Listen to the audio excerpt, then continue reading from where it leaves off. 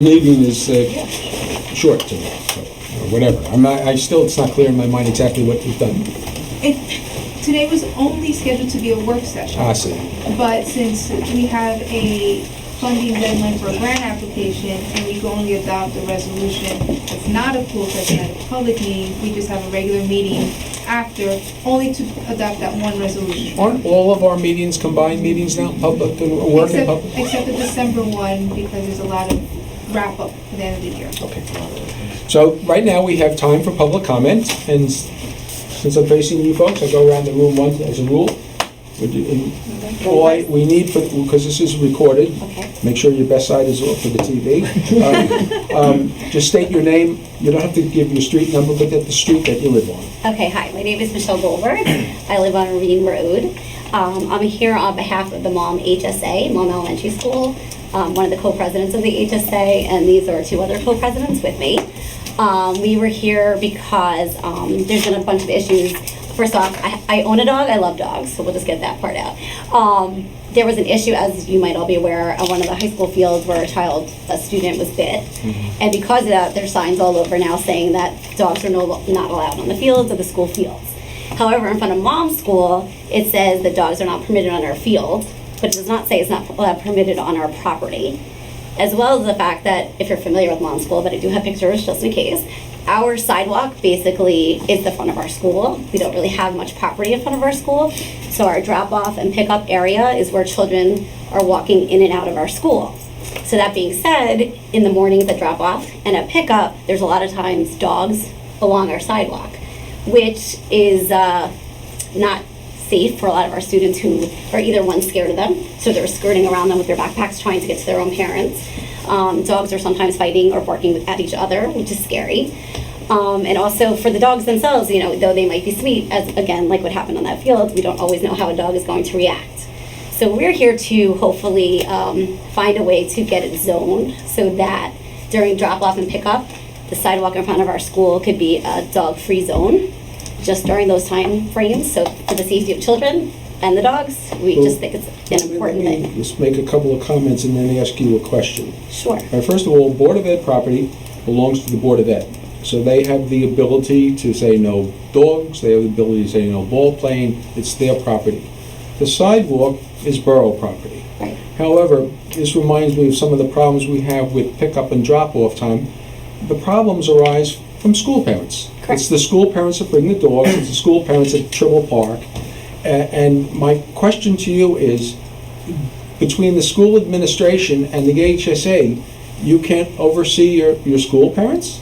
You know what, our principal feels her hands are tied because it's public property. There's only so many times she can say it, but she can't do anything about it. It's public property. So if you sent a note home stating dogs are not to be allowed in front of our school, the dog owners ignore it? Yes.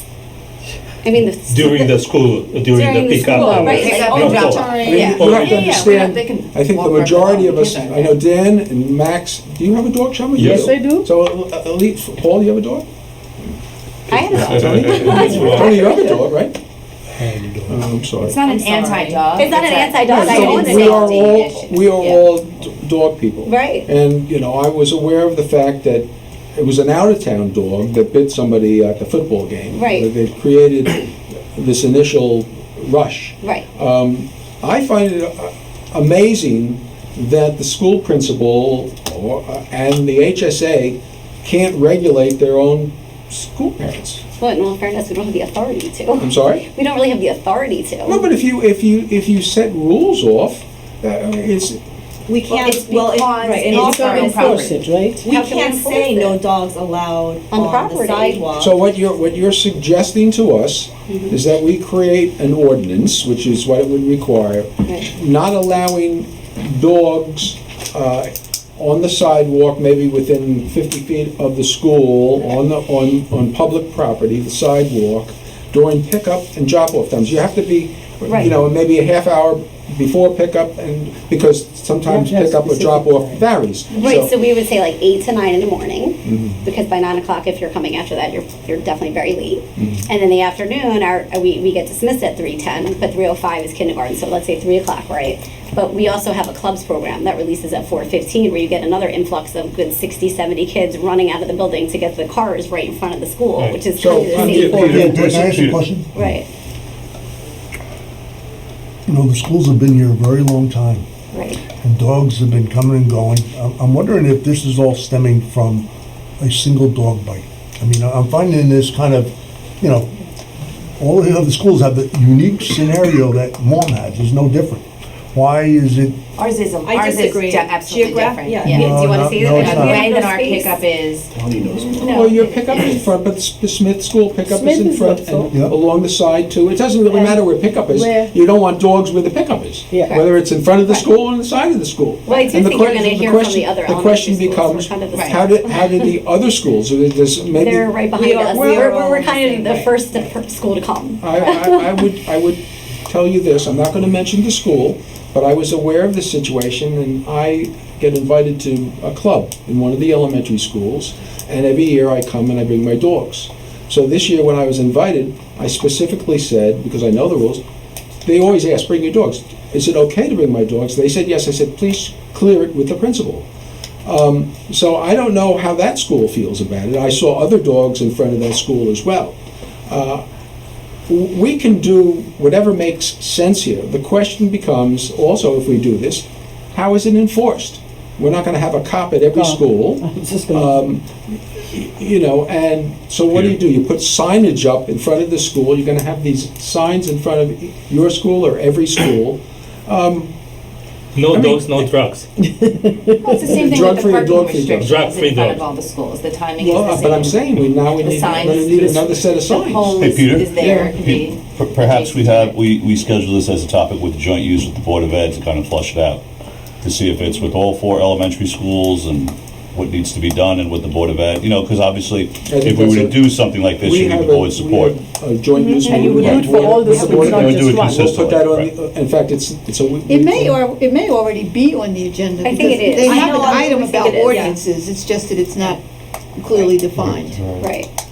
So we'll take it from there. If the Board of Ed, basically, we respect what you're doing and what you're saying, but in order for us to do this, we would certainly need the okay from the Board of Ed. We would need the Board of Ed to basically pass a resolution asking us to do this. You know, the police, it's a tough situation because they don't like laws that are hard to enforce. This would be hard to enforce. And also, you know, who are we coming down on? We could be coming down on some woman who has a harmless little poodle, 4-pound poodle. You got to treat them the same as you would treat, you know, an 80-pound German Shepherd. So, you know, it's going to be a tough thing. I'm disappointed that you tell me, and not necessarily surprised, I was an elementary school parent once also, that we can't regulate our own parents. I mean, Again, it's geez. only because the sidewalk is borough property.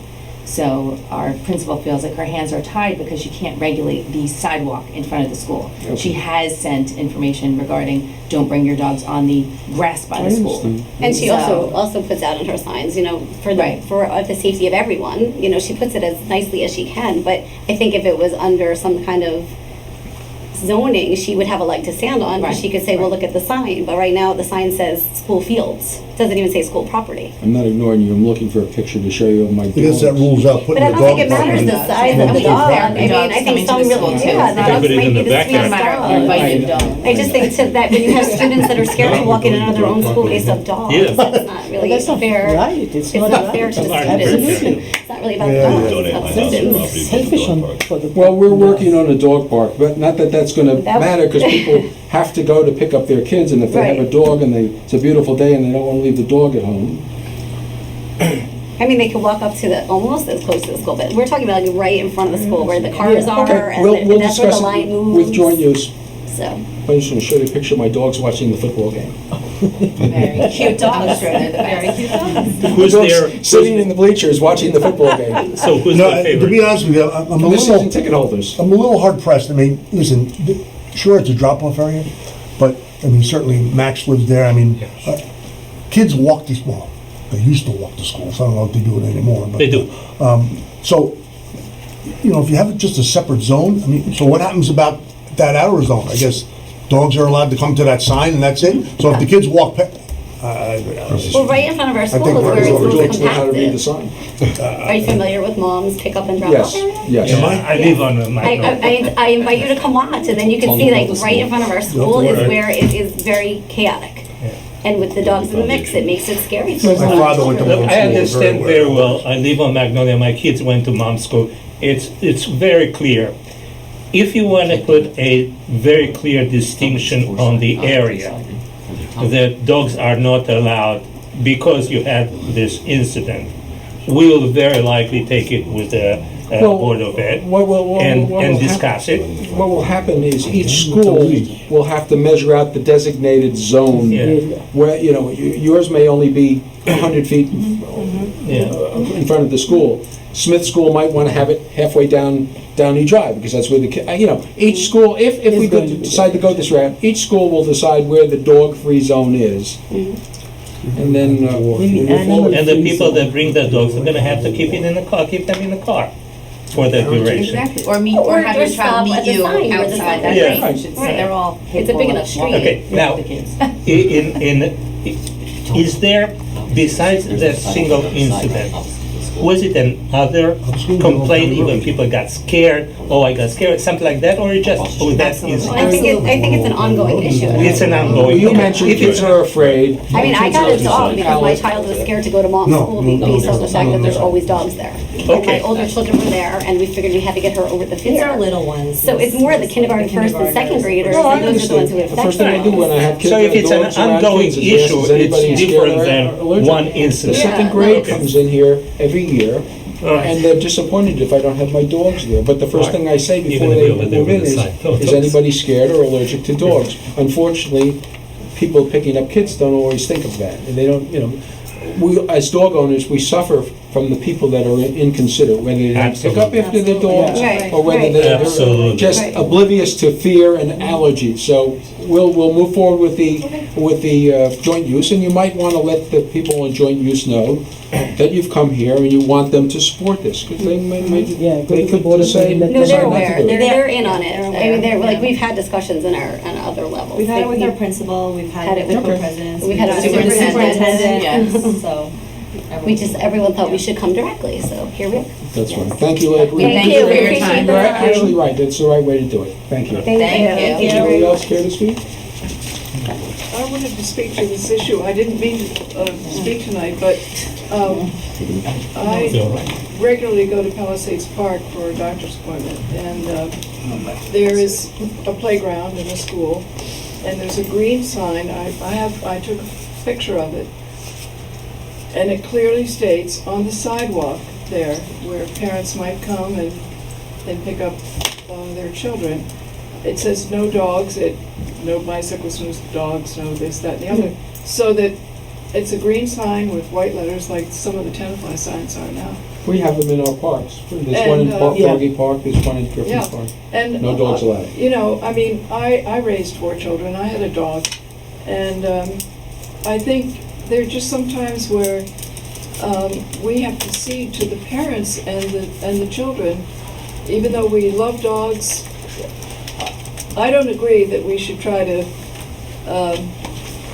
allow the dogs to be there when the children are afraid. I think we really need to. I'm with the parents, Okay. because And the I good- lived through that too. And the good news is, council members, dogs don't vote, so we don't. There you go. So we cannot vote. We can't vote. But the sign works, because I Okay, went no. there every 2 weeks, and I don't think you have any resistance here. I think we'll move it along with, you know. absolutely. We just need to get the direction from the Board of Ed, since it's in front of their schools and it's their children. Great. Anybody else care to speak? We'll close the public comment section, and we'll move on to our agenda. Thank you. Thank you so much. Have a good night. Next is municipal field turf replacement, and we have with us our borough engineer, and I know Perry very well. My son Bobby. Bobby, I've met Bobby also. Perry was very involved in the initial installation here, which is where I first met him. And I would say that that installation went extremely well and served us well. And I think you were also involved, were you involved over at Geisinger It Field? was, yes. I didn't see you that much for that, but, Yep. so you're 2 for 2 so far. Thank you, sir. Okay. Thanks for having us in. Yeah, thank you very much. I think you have the, We don't have one of those things, do we? Do we have the easel stand? That's it. Well, I think everybody's seen a Yeah, football field. it's hasn't We it? get the gist. part of the capital budget, can we have an easel? But I think they use it for the How zoning about if we board. put it in open space, if we use it for recreation? No, but That's zoning fine. board uses it in the room. There's one that stays in the chamber. Yeah. Okay, so anyway, this is our field. You want me to start or you want? Whoever. Okay. So I think where we left it, I guess a few months ago, or back, I don't know, it was like October, November, was you have an existing field. The existing field has existing limits. Outside those limits, inside the fence, there's some grass areas. The last proposal you saw was to take the area you have inside the fence and turf it all. So there's both the field you have now, which is reached its useful life, so it's not usable anymore.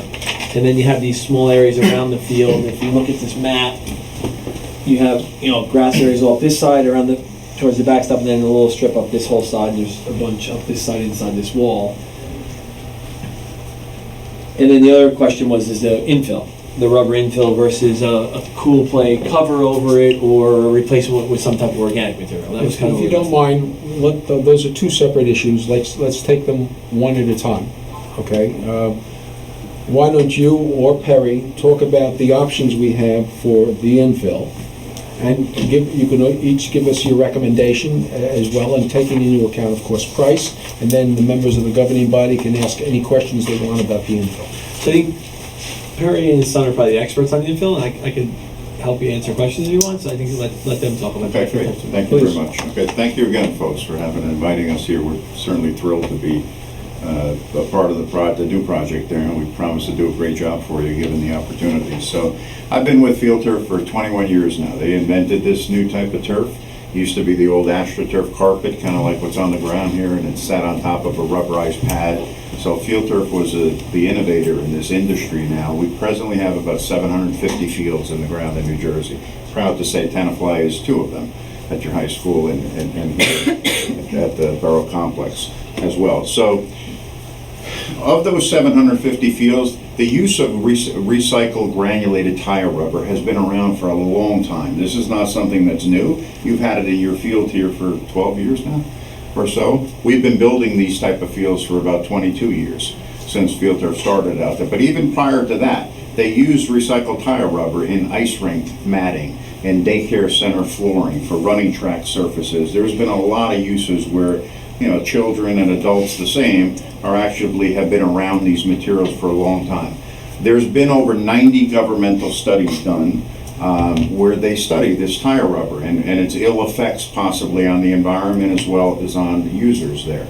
So we are very confident to tell you from our company's perspective, our industry's perspective, and all of the other experts that have taken part in these studies that there is absolutely nothing detrimental that any of us really should be that concerned about.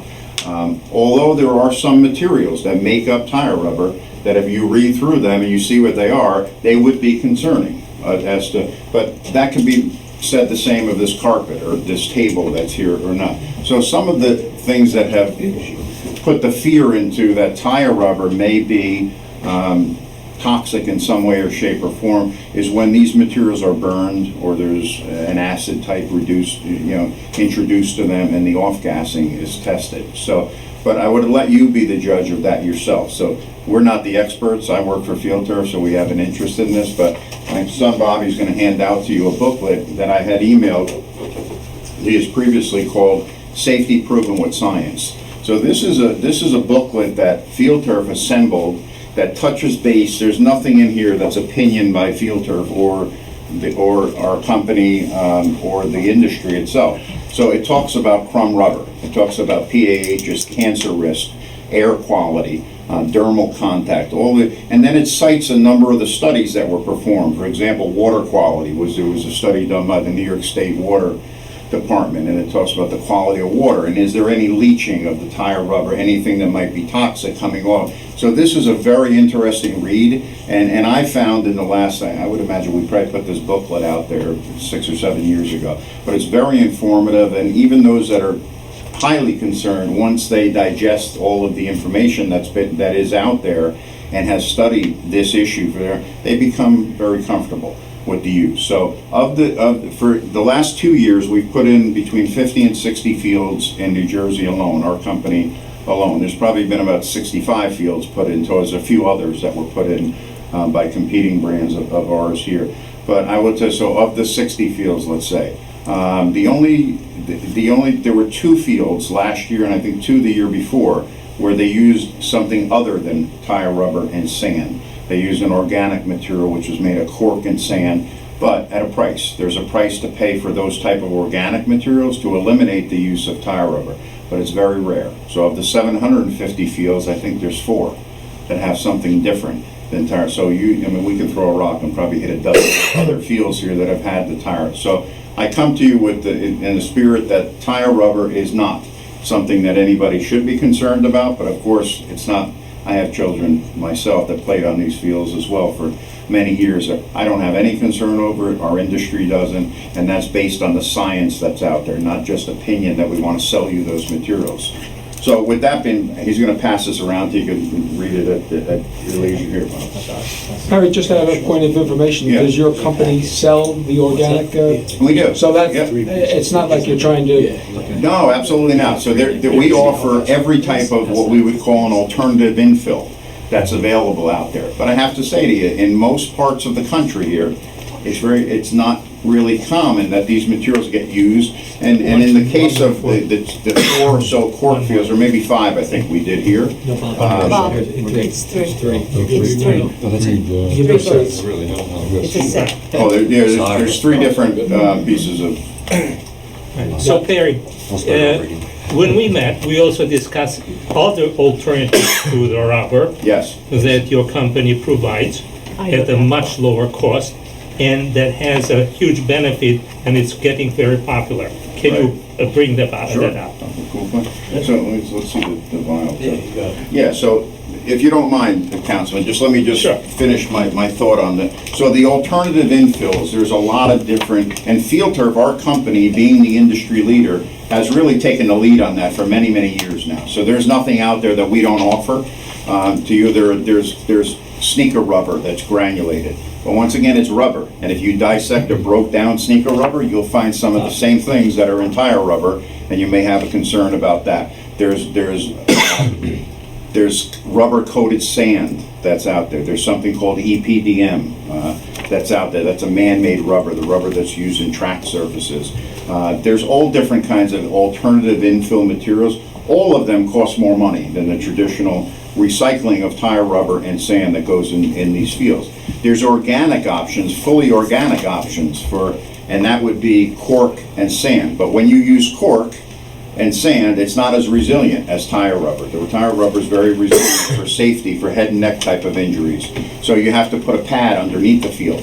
So it adds, probably adds about almost $2 a square foot to the cost of building a field. And those organic systems have issues with buoyancy. So you have heavy rainfall, that material wants to float a little bit and move around the field, which triggers a little more maintenance on the field than you would have here, where you have hardly any maintenance at all. So there's some negatives, there's pros and cons of all of those items there. So one of the things that's really innovative, that's really taken the market kind of by storm now, is a material that Field Turf makes called Cool Play.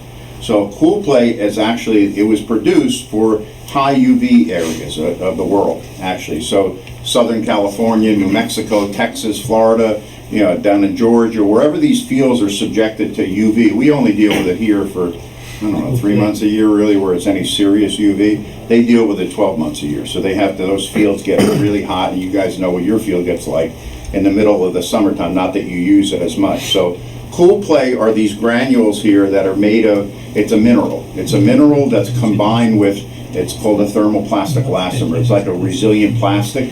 Some of that material is made from the turf fibers that we recycle as well. So this material, this is what's in your field now. So just picture this as a shag carpet. Your field is a big shag carpet. From the older, we all had shag carpets, right? Everybody in the room, nobody really young in here. So this is the carpet backing, and the blades of grass come up here about 2 1/4 inches high, right? That's what's in here. So this carpet backing here sits right on a bed of stone, underneath that drainage stone that's compacted like a pool table. So the carpet lays right on the stone, the shag carpet, and then the carpet is filled in. This is what you have out there now, okay? And this is what we're recommending. The bottom layer, the first layer of material that goes in is sand. It's just regular natural silica sand. The middle layer is granulated tire rubber that's cryogenically processed, where it's frozen. I mentioned that word cryogenically. That's the superior type of rubber that's out there. It does not float, does not have any metal in it, and it doesn't have any cord in it, and it's not dirty. So the kids are not inhaling tire dust right off the bat. The top layer, the third layer of the system, is a granule of cryogenic rubber that's granulated about 3 times larger than the size of the sand and rubber in the middle. When your field comes up, if we cut your field and you were to look at this cross-section, even though it's 12 years old, you will see those 3 layers. That's one of the patents that fields are brought to the marketplace.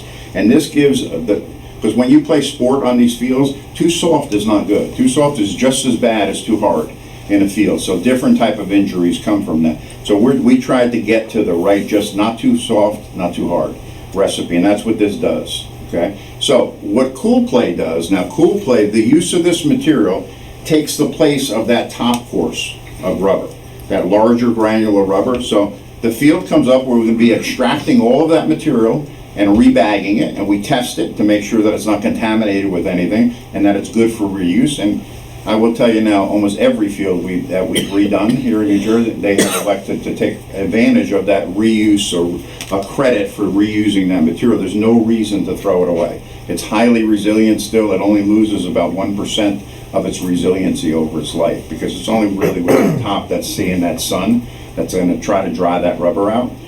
So we're going to take everything out of the field, remove the carpet, dispose of the carpet, regrade the stone base, make it like a pool table again. Any little deviations or settlement will get cured by that regrading of that stone there. The new turf system, the new shag carpet will come in. All the panels will get sewn in. The markings will get put together in the field. Now it's ready for infill again. So the process now that we've proposed to you is we bring in new sand. So because all this material is now mixed up in these bags that are sitting in your parking lot, so we're going to bring in, and you lost material over the last 10 or 12 years, right? So you kind of lost enough material almost equal to the bottom and the top of the field. New sand comes in. We take what we took out of the field, make it the middle layer in here, because it's all combined now. The top layer, we don't bring you new rubber on the top, we bring you new Cool Play. So Cool Play, these granules will be like a loose granular cap on the top of the field. So although you're not, so now you don't really, listen, you could still get to the rubber, right? If a kid cuts, you're gonna see a little bit of it splash up, but because the particle size of Cool Play is larger than what's in the middle, it always will come back up to the top. That's kind of one of the patents of these 3 layers. That's what the patent protects. So as much as you disturb it, even when you groom the field, this material will always come back to the top. Not that you can't see some tire rubber through it, but it's like creating a cap on your field of a mineral type of material for the top of the fielder. So that's what's been proposed to you here. Now, So one of the advantages of the Cool Play is the field won't get as hot in the summer, because Cool Play, Mayor, will keep the field 35 degrees cooler. If you go to Edgewater, so Right. we didn't do the field, but we went to Edgewater when Montville was looking into this, and they're under construction on their field. And in Edgewater, there's portions outside the field, like warm-up areas that don't have Cool Play, but the whole field has Cool Play. I mean, the difference is it's is the Cool Play more expensive than the rubber? Yeah, so the Cool Play adds about 50 cents a square foot. That's How what many the square cost feet is this, Joe? You have about 69,000 square feet. It's identified on this drawing here. So it's roughly under $35,000. Yeah. And Edgewater or some of these places would save the small amount and do it that way? They did, They elected to buy Cool Play for the whole field, but that was a 240,000 square Yes, foot. a huge. My last question is Yeah. longevity. We got 12, 13 years out of Yes. this field. Does the Cool Play impact longevity versus the rubber at all? As far Cost of Cool I Play guess is it's new, so $34,800, okay. Say that again? does it impact longevity? Not at all, Will the absolutely field last longer or last shorter period of time? No. Doesn't matter? It Doesn't lasts matter. longer, not shorter. Yeah, I mean, How first of long- all, the fiber, if you were to ask me when we put this field in, the life expectancy of these fields, this generation of fields was about 8 to 10 years. So you did really well with your field. And quite frankly, a lot of the fields we replaced here in New Jersey, they were in year 9, year 8, year 10, some made it 11, 12, some did, but rare. So this generation of fiber now, which is called Revolution 360, you'll see this fiber at the Atlanta Falcons' new stadium, the Mercedes-Benz Dome. We had it at the Patriot Stadium. We have it all over the place. Notre Dame has this fiber is at a lot of high profile. This is the best fiber. Penn State does a testing of these fiber that's ever been made, actually, for durability. So we don't have Revolution 360 fiber. You want to just show them that? Out there it's only been out at 360 for 2 years now, 2.5 years. But we expect the longevity of this fiber to be greater than that, of course. And that's based on all this testing For all around in 12 How long years, we'll is- hold you to it. How long has Cool Play been around? How long is what? Cool Play been around? So Cool Play's been around for about almost 5 years now. Yeah, so it's very popular. Like almost all the fields that get done in those hot climates, they elect to use Cool Play because of the 35 Remember, it was degree. invented for the fields like in Texas and Right. Florida. Those places were really struggling to heat these fields because it was 35 degrees hotter. Correct.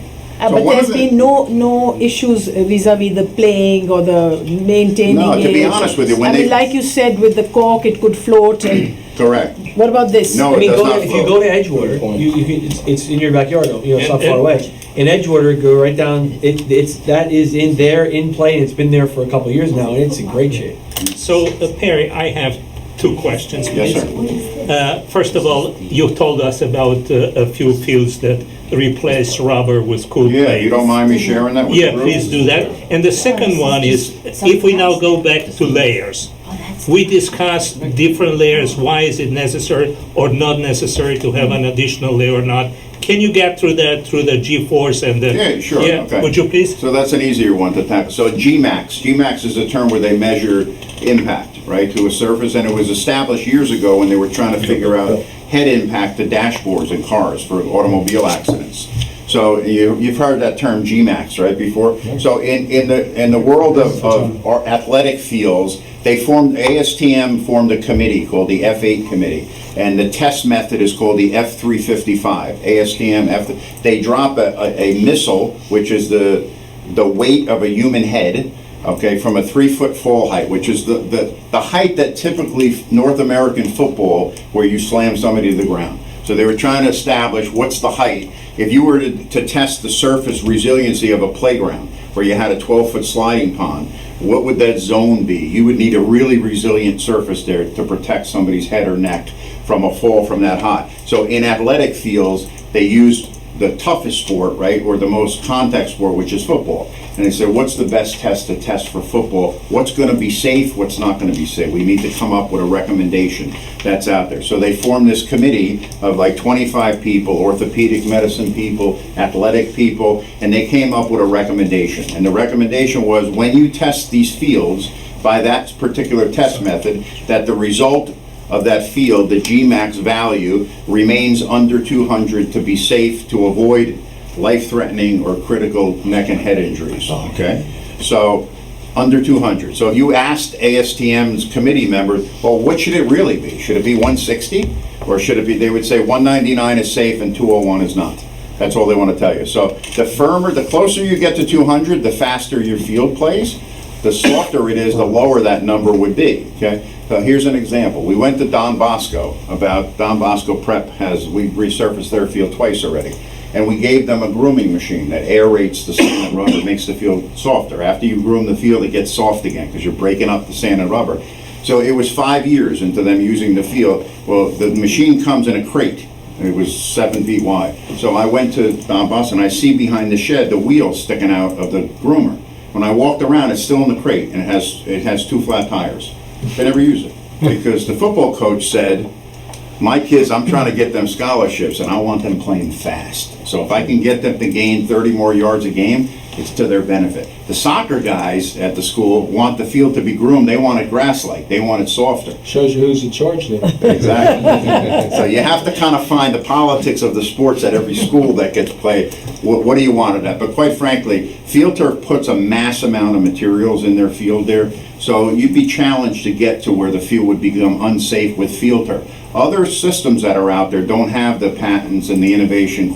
They put in half the infill that's out there. You should always be testing the field to make sure. So that's the story with GMAX. So our warranty to you will take a 20-point difference. We'll drop that 200 to 180 and say to you, as long as you're maintaining the field like we recommend, which is not a lot, then the warranty protects you anyway, that if it gets over that number, you better call us, and we'll come in and do something. What does maintenance entail? So maintenance should be, there's a groomer, right, that I don't know if you have it or you don't, you have it, or you hire outside labor. So the field should be groomed every 6 to 8 weeks. We share it. We share it, and we also hire outside when we need it. Okay, so that's perfect. Before you describe maintenance, is there any change in what we're doing No, now? not at all. Well, some of them may not be familiar with it. So it depends how much you're using the field. So during the seasons of play, you kind of want to groom it a little more than you would in the off seasons there. But I would say every 6 to 8 weeks, you should be putting this machine on the field, driving the machine north and south, east and west. All it does is aerate. It has like these it aerates that sand and rubber to loosen it up. So it decompacts it more or less, and then there's brushes that brush the fiber up. So you want to do that because, so for example, you have a soccer goalie standing in this little circle, in this area here like this with cleats on. He's going to displace some of that sand and rubber sideways, right? So after 3, 4, 5 weeks, 6 weeks, that area might have, here's the blade of grass. The only thing holding the blade of grass up is that sand and rubber. So you're filled up like this, and it holds the blade up, and it tries to get the blade to stand up. But if that area where the goal crease is, if the goalie is displacing material and there's only that much material, this fiber is not strong enough to stand up. It's just going to go like that. And when it goes like that and the kids are stepping on it, it's going to break the fiber prematurely, and the sun's beating the heck out of that sideways fiber that's laying on the ground. So it's important that grooming process, it brings that sand and rubber level all throughout the field. So where you're playing baseball or softball, they're sliding, right, at second base. They're digging a hole at second base, but you need to always get a can and put some material in there. So you keep this fiber exposed at the same length all over the field. We have like clients that have started to use plastic leaf rakes. So they, after a baseball game or softball game or a lot of them in a row, they'll bring a press leaf and just rake the rubber back into where it is and just brush it real quick. That's what I was going to. It works great. That's what I was going to ask, because I'm sure our field is no different. It's a multi-purpose field. Right. So you've got problems around the pitcher's mound, because the softball pitchers are digging. Yeah. You got problems around second base. Right. You got problems on both penalty shot areas Yeah. and the goal areas. So my question would have been, can you intensify maintenance on those areas with a hand rake or something? You can. And he says it's okay. Yes. It's not going to, it's not going to No, impact. so what we do now probably didn't do 12 years ago. When the new field is put in, we like to hold about an hours-long session with the facilities people, whoever you want to invite. You can invite your coaches or whoever might have something to do with carrying the field. And we'll go over the manual with everybody. We'll bring the piece of equipment out and show you exactly, here's how you use it, here's when you should use it. Do you have a question about vomit, or if somebody bleeds, how do you care for it? What do you do at second base? What do you do at home plate where the sliding? So there are all of the methods, we leave extra material. Those areas they should not wait 6 to 8 weeks during baseball season. Somebody should go out maybe once a week, maybe twice a week. If you're using a lot, with a coffee can of the sand and rubber material, just rubber material, kind of use a plastic rake, as Mr. Hippolyte suggested. Spill some rubber in that area there, so you're kind of maintaining it. The other thing you do is they have companies that are certified by a turf manufacturer for like $2,500 a year. They come in once or twice a year. Right. And they'll inspect your field, find these areas, fix them for you, and then if you want to pay a little more, they'll disinfect it too. So they'll throw some disinfectant and fabric softener on it in one mix. And it kind of disinfects it against any fluids that may be there, and they also prevent static electricity. So And it's cheap. I think New Providence does, I think it's like $3,000 a year. And they come twice a year. It's great.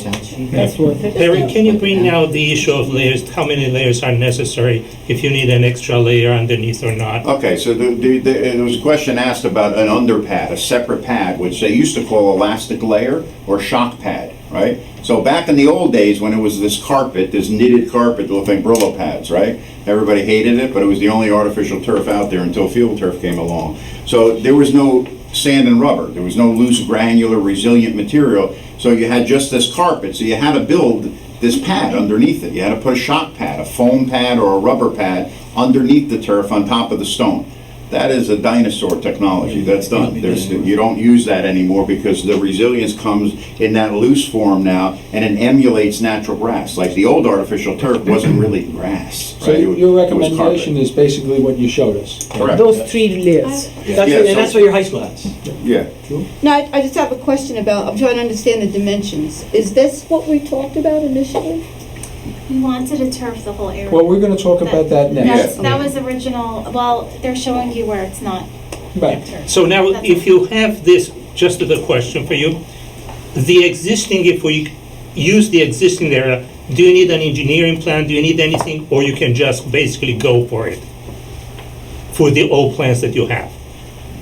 Well, if you're not doing anything new, If we just don't do anything new. yeah, then Andy's group doesn't really, they're not designing anything new, right? They'd just be representing the construction of this project and making sure that everything went the way we were proposing it to you, that stone was regraded Right, with if you laser use grading. the existing footprint, I mean, the only thing we were provided under the initial service, if you even wanted it, was bidding support. You're going to go out through the co-op. We're going to help you set the co-op up. You can get the prices from them. We verify it's right. Yeah. We verify that's minor. So There's that's no- contractual obligation. Yeah, there's really no engineering on that. The only thing you need would be construction Well, oversight. then I think we have a good understanding of the first part of the equation. The second part of the equation is whether to do that, just use the footprint that's there, or to enlarge the area that's turfed. Mayor, can I I'm sorry again, because I lose my train of thought. I must be I'm getting old. Before you just move on to that, the councilman asked me to just share one other thing with you, and we'll get off of this Sure. infill thing. So we had the township of Woodbridge, New Jersey, right? It's large. They have 3 public high schools there, Colonia, JFK, and Woodbridge High School. So we built 6 field turf fields there 2.5 years ago, and we just built another 3 fields there this past year, one of each of these schools there. So they had a group of residents from the town, very small group of residents, but very vocal, that had issues with tire roof. They were concerned about the tire roof, and they wouldn't leave it alone, and they looked and studied and whatnot. So we had talked to them about pool play, and they kind of embraced the concept that the Board of Education and the municipality bought these fields together and said, well, that's great, we're putting pool play on these other fields, that's a separation, it's a loose cap and whatnot. So what they had us do, and the group that was opposed to anything using time, was actually, they embraced this. They thought it was wonderful what they decided. They had us go to the old 6 fields that were 2.5 years old, scrape up that top layer of rubber, scrape it up, vacuum it out of the field, and put cool play in. In addition to, and everybody's thrilled down there with cool play. So it's become more popular. In New Jersey, I think the last 2 years, we probably did about 15 fields with pool play this year out of 53 that went in just in New Jersey. So it's gaining real popular. The year before, maybe 6 or so. So even in the northern climate, it's becoming a kind of a big deal here. So I'm sorry. So to get back to the second part of the equation, I'm going to say my piece, and then you guys can say your piece, and then I want the opinion, Perry's opinion, and I also want Bob's opinion, as well as Andy's opinion. When we did this field 12 years ago, I was concerned about 2 issues. The first one was the council decided they didn't want to put a fence around it, and I was opposed to that. I wanted a fence. A year later, they recognized the need for the fence and put it around there. The second part was where we put the turf, and there really was not a lot of discussion about it at the time. This was the proposal, and we went with it. But I can tell you from the last 12 years of experience that it's beyond inconvenient. It's also aesthetically ugly. It creates maintenance issues, and the more turf you have, the more play you get on the field. For example, a lot of people get a kick out of this area, which isn't part of football and soccer, although it is left field for softball. But during times when there's football and soccer going on, or when there's free play, this whole area is used by kids and by parents, for small kids, for recreation. And we, as a rule, see this little area over here. It's not very significant, okay? But this area is. It's much larger. And if by turfing that field, you get a geometric, not an arithmetic, advantage to it. And I know it's not inexpensive. And once again, it's the 7 of us that make that call. But I would also, after we're finished talking, I want to hear from our professionals as to how they feel about it. So what we should do is understand the incremental cost Of course. when this one. Right now, if we do this and we keep the plan, we don't need engineering, we don't need anything, and we know. Well, Brian, what is anything? Because we don't need a contract, we don't need a bid and everything else. You Yeah. don't need a bid. Yes, we don't. We're going through the co-op, so Well, we would still go through the Okay, so what I'm saying, we don't need a hydrological study that would be necessary in order to create the extra space. So we want to understand when we're looking at not only the cost for We need the filter, all-in cost. including the engineering and everything else. I think we told you this last time, but I'll say it again. So if you're going to do the whole area, What does whole area mean? everything Just is, that everything, strip? no. Can you show it? Whole area, the Can you whole show it? Why would you He's want it showing. around those small areas? For what reason? Nobody's playing there. What? He just explained it. Well, No, I those thought narrow areas around this on the right hand side. The one Who's near staying the there? field, near the. Have you ever been out there? Yeah. Yes. Okay. Well, you could also make a case, well, why do we need a 100-yard field? The kids could play on an 80-yard field. It's really the same thing. It's not. Well, it is, Chama. If you were out on the field playing, you would I'm understand. just talking about why do we want to Yeah, spend the yeah. extra money for that little strip around here? She's talking about this. Yeah, I'm just talking 3 about feet. this 3 feet here, The 2 3 feet. feet. We Nobody's understand that using you would extend this one. We just don't understand what the 3 That feet of like. longer piece on the left-hand side, yes, I may be Exactly. persuaded. So we're trying to minimize the extra cost. This, and this, irrelevant. Perhaps we talk about the money so we Yeah. understand what Yeah. we're talking about. So let me tell you the money difference. So I'll start with the existing field. You take your existing field as it exists today, which is As is. electronic today, and you replace it, your cost With cool? Well, With cool play. cool play. Your cost for just the turf manufacturer is $368. Yeah. Putting all your soft costs in, you're probably going to add about $100,000 to that. You're probably going to make it $460. What are we What talking is soft soft cost? Explain what the soft costs are. $100,000 is Well, significant. your soft costs are legal, engineering, bonding, whatever else you do in that. As you tighten those up, that number can come down. But from a budgeting perspective, you're going to have these areas around there. You're going to have disturbance. Those areas you're going to disturb the fence. You're going to need site access and road access. Field turf doesn't include any of that. What do you mean? I didn't understand what Okay, you said. we So have field turf includes taking the existing turf field up, Yeah. removing it, recycling it, bringing it back. Everything, the access to get there, the area that they work around, whatever they have, that's all extra. So that's all going to be included. So you're going to have other costs that are included. It's about $368 is probably about $100,000 For the extras, or not? No. You have No, to. Okay. so- let me just- let me- Yeah, let's go start over again. You have to. Can you break it down by the numbers? I'm Well, not ballpark. that's what I'm trying. I didn't digest that for tonight. If you wanted, I could break it down exactly for you. All I'm trying to say is that from a field turf perspective, from a co-op perspective, there's a process you follow. You go through the process. You join the co-op. You award a contract to them. It's $368,000. It's $368,000 to do that field over again, recycle it, take it away, minus all the things that they exclude. And it's normal. They don't. You have to give them access to the field. The fence has got to come down to put it in. There's going to be areas around that have grass that they're going to disturb. That's your job to restore. All that stuff is yours to do. They replace your field and they leave. And then you put your fence back up. You take the road back out.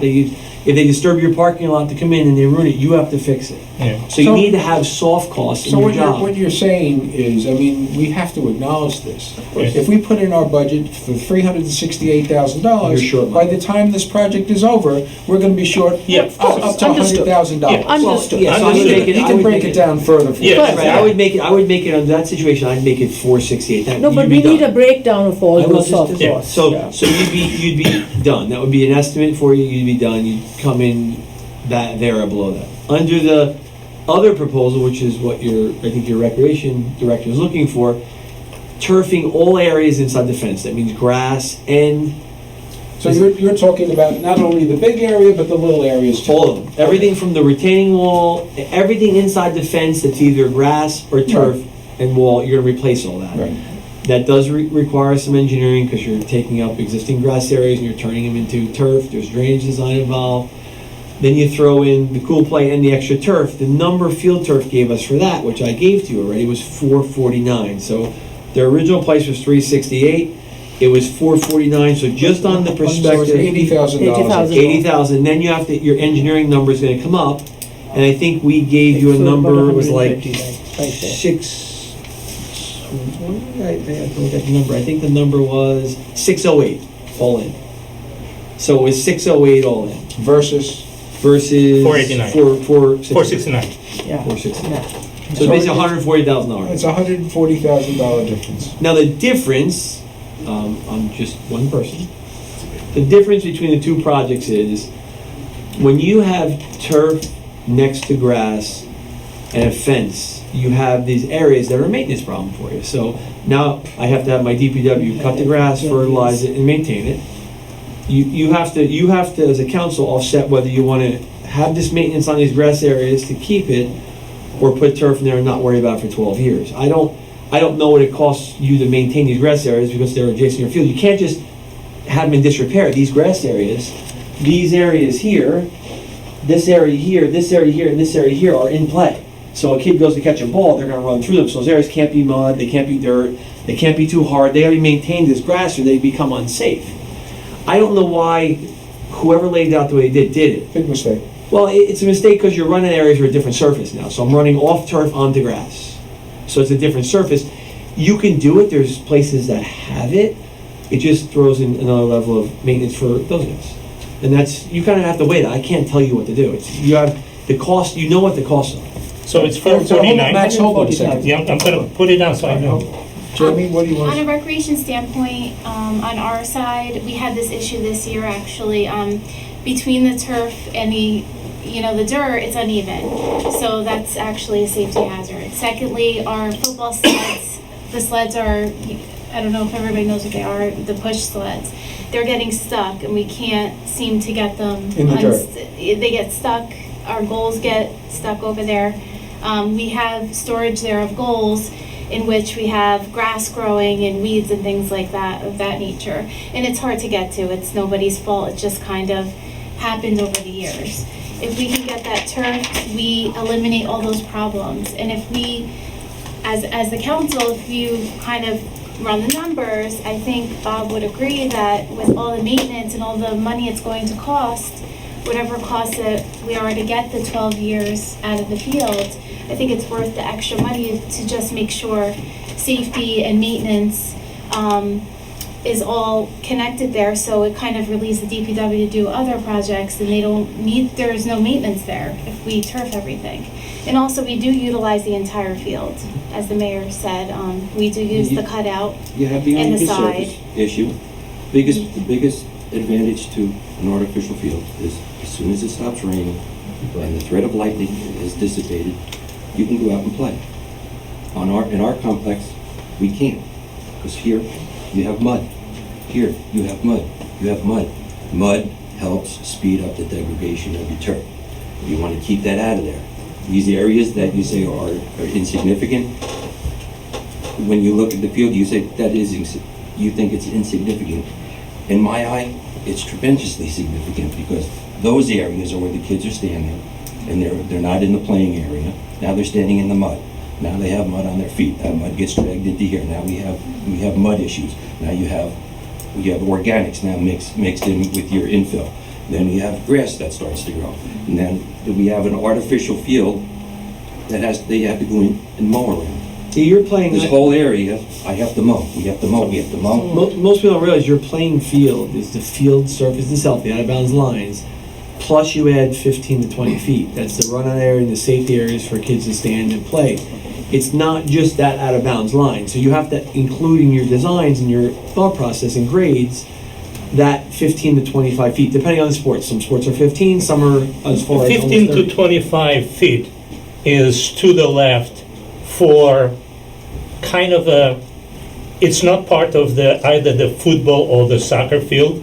The runoff of the soccer. It's the runoff of soccer, football, and baseball. Yeah, but I'm saying the field is ending before that, the soccer field. You're right. I'm just trying to understand. It's foul territory. It's out of bounds for all of the official games, but not for the free play. Exactly. So that's exactly the point. It's the free play that is really mostly affected. But he is also being correct that we have a carpet. You want people to bring mud and dirt onto the carpet? Of course not. When they come off the street and they go onto the field, they don't. But this is where all the soccer benches and the football benches are, and when they come into the field, the dirt comes. We're talking, if it's $140,000 and we're going to use this for 10 years, it's $14,000 a year in cost, which I think will cost us more to maintain the grass. I think we're being penny wise and dollar foolish. I don't think we're going to make the decision today. Nobody's going to make a decision. Yeah, so we understand the numbers. That was the important. I think, Andy, what would be most helpful to us is if you can give us a breakdown of the soft costs, just so we understand. On both proposals. Both Yeah, exactly. And I'll attach two proposals. Okay, That's a good idea. right. That's No, what hold we're it. doing. No. I know mine, they're their proposals, not mine. So So I'll just there add the There are soft. two? I just got one tonight, which How come we is, only got one? I just got this one tonight from, Is that addressed to me? it's just to you. but- I've never seen it. I haven't seen it either, Scott, so it's December 5th, and I have the older one, which is August 10th, so I'll attach both these. Okay. I'll send you the Washington. Okay. Over the years, I've maintained artificial fields that have had clay infields for the baseball teams. Yeah. Right? They wanted that. They thought that was going to be good, great outfield, and we're going to use the clay as. Can we the take them all infield. out now? They've all been taken out. You know why? It rains. You can play on the artificial dirt. Yeah. You can't play on the clay. We understand. Hopefully, we're going to And get then the the numbers. perimeter so of we can those make a Once we decision. get the numbers, I think We can make a then we decision. can make an Can educated I decision. just say one other thing, because Andy, he's absolutely right, but I think initially there was a little bit of confusion as to how big or how large these extra areas were, right? So we were measuring, trying to get an idea. This is all irregular, right? All around here, around your retaining wall. I mean, when you get over here, there's some areas that are 2 feet, then it goes to Well, 12 feet. keep in mind, we didn't put the fencing in when we did the field. Correct. We didn't put the retaining wall in when we did the field. There was a big fight about the fencing, which I lost. Okay, so we put the fencing in afterwards. Yeah. That's you're gonna do it the right way, Yeah. and do it all at once. So the point I'm making to you is the curb has to be, the turf attaches to a curb, right? Yeah. So what the danger, where you have that lip there, because the curb is kind of exposing, it has to come out of the ground, the curb has to be extended to right in front of the fence there. But I don't know that we're totally done with calculating how many square feet that is. So I'm not sure that our figure is totally accurate, but Andy had his guys actually do So you a mean we better might have job. overestimated it? Under. It's never overestimated. I'm not sure. Yeah, please. So Andy's team Unless is we gonna, can ask for the they best have the price. right dimensions, so we were just kind of comparing our notes as to what it was and what the limit's gonna be, so I think we need to just revisit that to make sure we're not telling you it's 80,000 when it could be 120,000, and maybe it could be less, I don't know. You have a good pencil sharpener, right? Yeah, I do.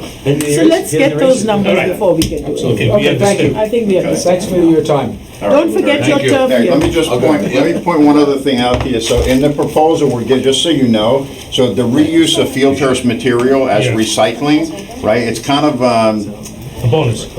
yeah, well, it's our material. If you were to just put that back in the field, it would separate into 3 layers again there. So it's something that we can do there without a violation of it, and I hate to use that word patent, but that credit that you're realizing here. 37,981. Yeah, so at the top, if you were to just remove the turf and dispose of it, right, it would cost $76,000 just for that piece of it. So the credit, the reuse of the infield gives you back $38,000. Oh, okay. So that $38,000 recycling credit pays for Cool Play. Stays And you completely. still have $3,000. And one last thing I wanted to point out to you. Do you play just softball here, or you play Little League Baseball? No, too? no, I hardly ever, Really just if softball. ever. So you don't want to deal with a portable mound? There's no Okay. mound. Got it. Okay, very good. Thanks for having us We do have in. a meager portable mound because the various levels of softball, the mound moves. Yeah, So we have a exactly. little carpet, that's Right. all, nothing, not a real. So the other last thing is the way the co-op was bid, when we participated in the bid, it was bid out as green turf. So there's all these different levels, right? We believe you should have the top level, between the Mercedes-Benz and the Yugo, the difference on a field this size is probably $20,000. So I don't suggest that you would go with anything but the Elite Series, which is all the safety No, I studies. agree with that, I agree with that. Yeah, right, Andy? We So- only put the Revolution, we only put that in. yeah, so there's a lot of advantage. So what we were able to do from Field Turf's perspective, we have the luxury legally to do this. So they bid out the markings separately. They said, okay, now your field is green, it's 69,000 square feet, here's the price, unit price, $4.18 a square foot. And then they bid out the markings. So if you want, by the way, we shown you football markings, you're painting them, right, now? Yeah, Okay. we're gonna eliminate that, you're gonna have it cut in. Yeah, so we're putting them in. They asked about permanent football markings. And soccer. And soccer, and baseball, and softball, or whatever. But all your markings will be permanent. So the point was, when the bid took place for the co-op, they charged per sport marking, right? So all, like the football field, all those yard markers, there's 410 of them in there. We would have to go in there, shear them out. It's a lot of labor. It gets expensive. So football markings are whatever, $15,000, right? To that.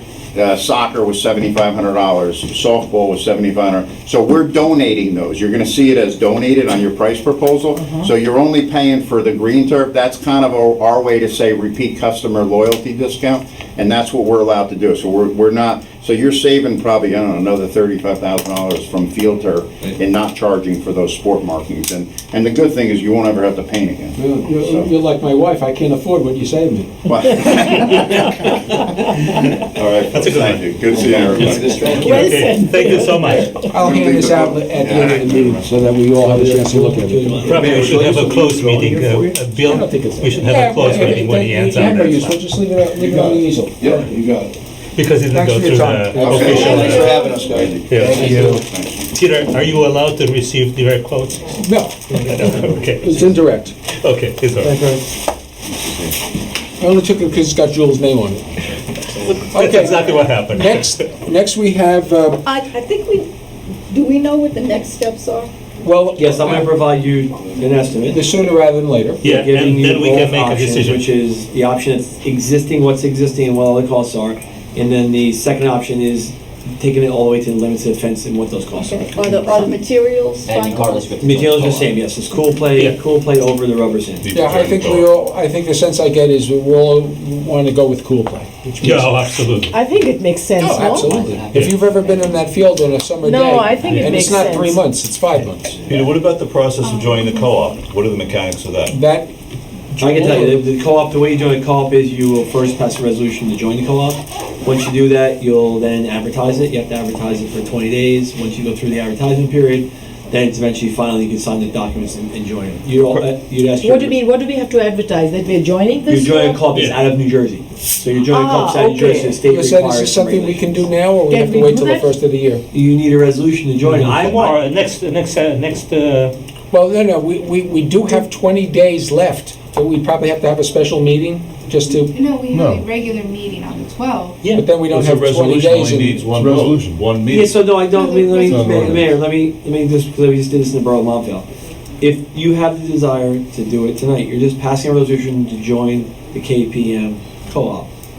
But what's happening is you're going to join it, and then once you do it, the state of New Jersey has things you have to do, which is advertise it. Once you advertise it, then you authorize your administrator, it's a resolution to sign the documents to go through. You don't Can need, we do it's it one We're saying resolution. tonight is not an action. Oh, okay, whatever your next meeting is. Are we doing a special meeting at the end of this? Is But not the an action special meeting, Next week. the special I meeting thought was we had- advertised for only one resolution. Okay. So it would be I can get you the done. information. For False advertising, it's okay. Yeah, I'll get you all the information in Lizette that we just did in Borough Month. Okay. So you'll Okay, answer. thank you. Thank you. Next is flashing pedestrian signs. Max, I think you were most interested in this, and we have our engineer here. Wait a second, where is the? Rob Chamberlain's Under not here to be tonight, considered. Joe? He's here, he's just here. He's here. He's here, definitely. He's out there. All right, okay. Chief Robert, Good afternoon. Chief is looking different. I wouldn't have recognized him. I couldn't recognize you either. I but I'm didn't here. recognize him. I don't think we have any handouts. No, we don't. All right, So, I'm not sure how you guys want to go about this, but Rob, I've talked to you numerous times about these flashing signs, and Max has an interest in it. What we're not interested in doing is overpaying for them. And we get a sense that there are signs out there that are relatively inexpensive, a couple $1,000s each rather than $20,000 each. Did Bob Colbert left? I believe we have the ability to install them ourselves. What's your sense of them? I've seen some of the ones you're referring to. I just went to Teaneck to look at one that was installed by the popular park down by the railroad tracks. I don't know that location. Boating Park. It's a push-button system with solar assisted. It's a device I had seen something advertised on traffic meetings, traffic association meetings, and as opposed to it being, an older style, overbuilt system, it's almost a device that is attached to poles. It's dual-sided. It's a cheaper alternative. I'm in favor of them. We've talked about that also too, but I think I've told you before also in the past, and I'm not sure if I'm documenting this, but what I'm in favor of, or what I promote, is a push button system, because I believe the always flashing ones are going to lose their effectiveness. I believe like a flashing amber light like Dean and East Clinton Avenue, it's just white noise. I mean, people will just get used to it, but if you have something that is push button activated, it's new, it's fresh, and when it's activated, something's different here, it'll draw your attention. That's what I feel would be most effective. Now, I'd come to you and we were getting ready to put this crosswalk out on River Edge Road. We coordinated with Mazer and Andy, and I was pushing one for there also too. And is Bob Colbert here? No. He was here. We had to get county approval for it. I don't need him. Well, I think it would be helpful if you do. So while we are waiting for him, the signs that I see when I drive on Dean Drive through Englewood, those are different? Yeah, They have yellow flashing signs. Those are permanent. Flash all the time. Yes, Those are that's what I mean. All the time. You're talking about these flashing. They have the always flashing have an effect. They have an effectiveness, but I think just some obviously the ones that would be better suited. I think Andy agrees on the push button ones. But what I was not really to get at the River Edge Road one is that I was pushing for that push button device out on River Edge Road. We get county approval, and then one day I called Bob and said, "Bob, did you put signs up?" And he goes, "No, did you put the signs up?" The county had put up the required pedestrian signs. Right. That's what it is, because And we call them flashing? asked them. So we No, called no, them. and we watched it, and it works without the flashing light. Something in it. I think that I'm pretty conservative, and I'm not looking to just spend money for the sake of spending money. I think in that location where I thought that it was really warranted, I don't think it's needed right now. Well, maybe in that location. so Correct, that correct. one is for children coming from school, Well, and they it's a lot come of during fun the folks. day. The other issues are basically in areas where people cross at night or so, which is different than those areas. True. Well, for example, following what Max said, Dean and East Clinton, Exactly. yellow light. People get off the bus at Barrett's, and they have to walk. We had a fatality, Yeah. guy walking and crossing in front of the bus, but people crossing that intersection as well as crossing East Clinton. Do you think a push-button sign? Can't have them at a traffic control No, you can't device. have that traffic control device. because it's a conflict. The traffic control device is what takes precedence. I was approached for somebody saying that, the Tenafly house, Yes. people going from there across into, what is that, Washington?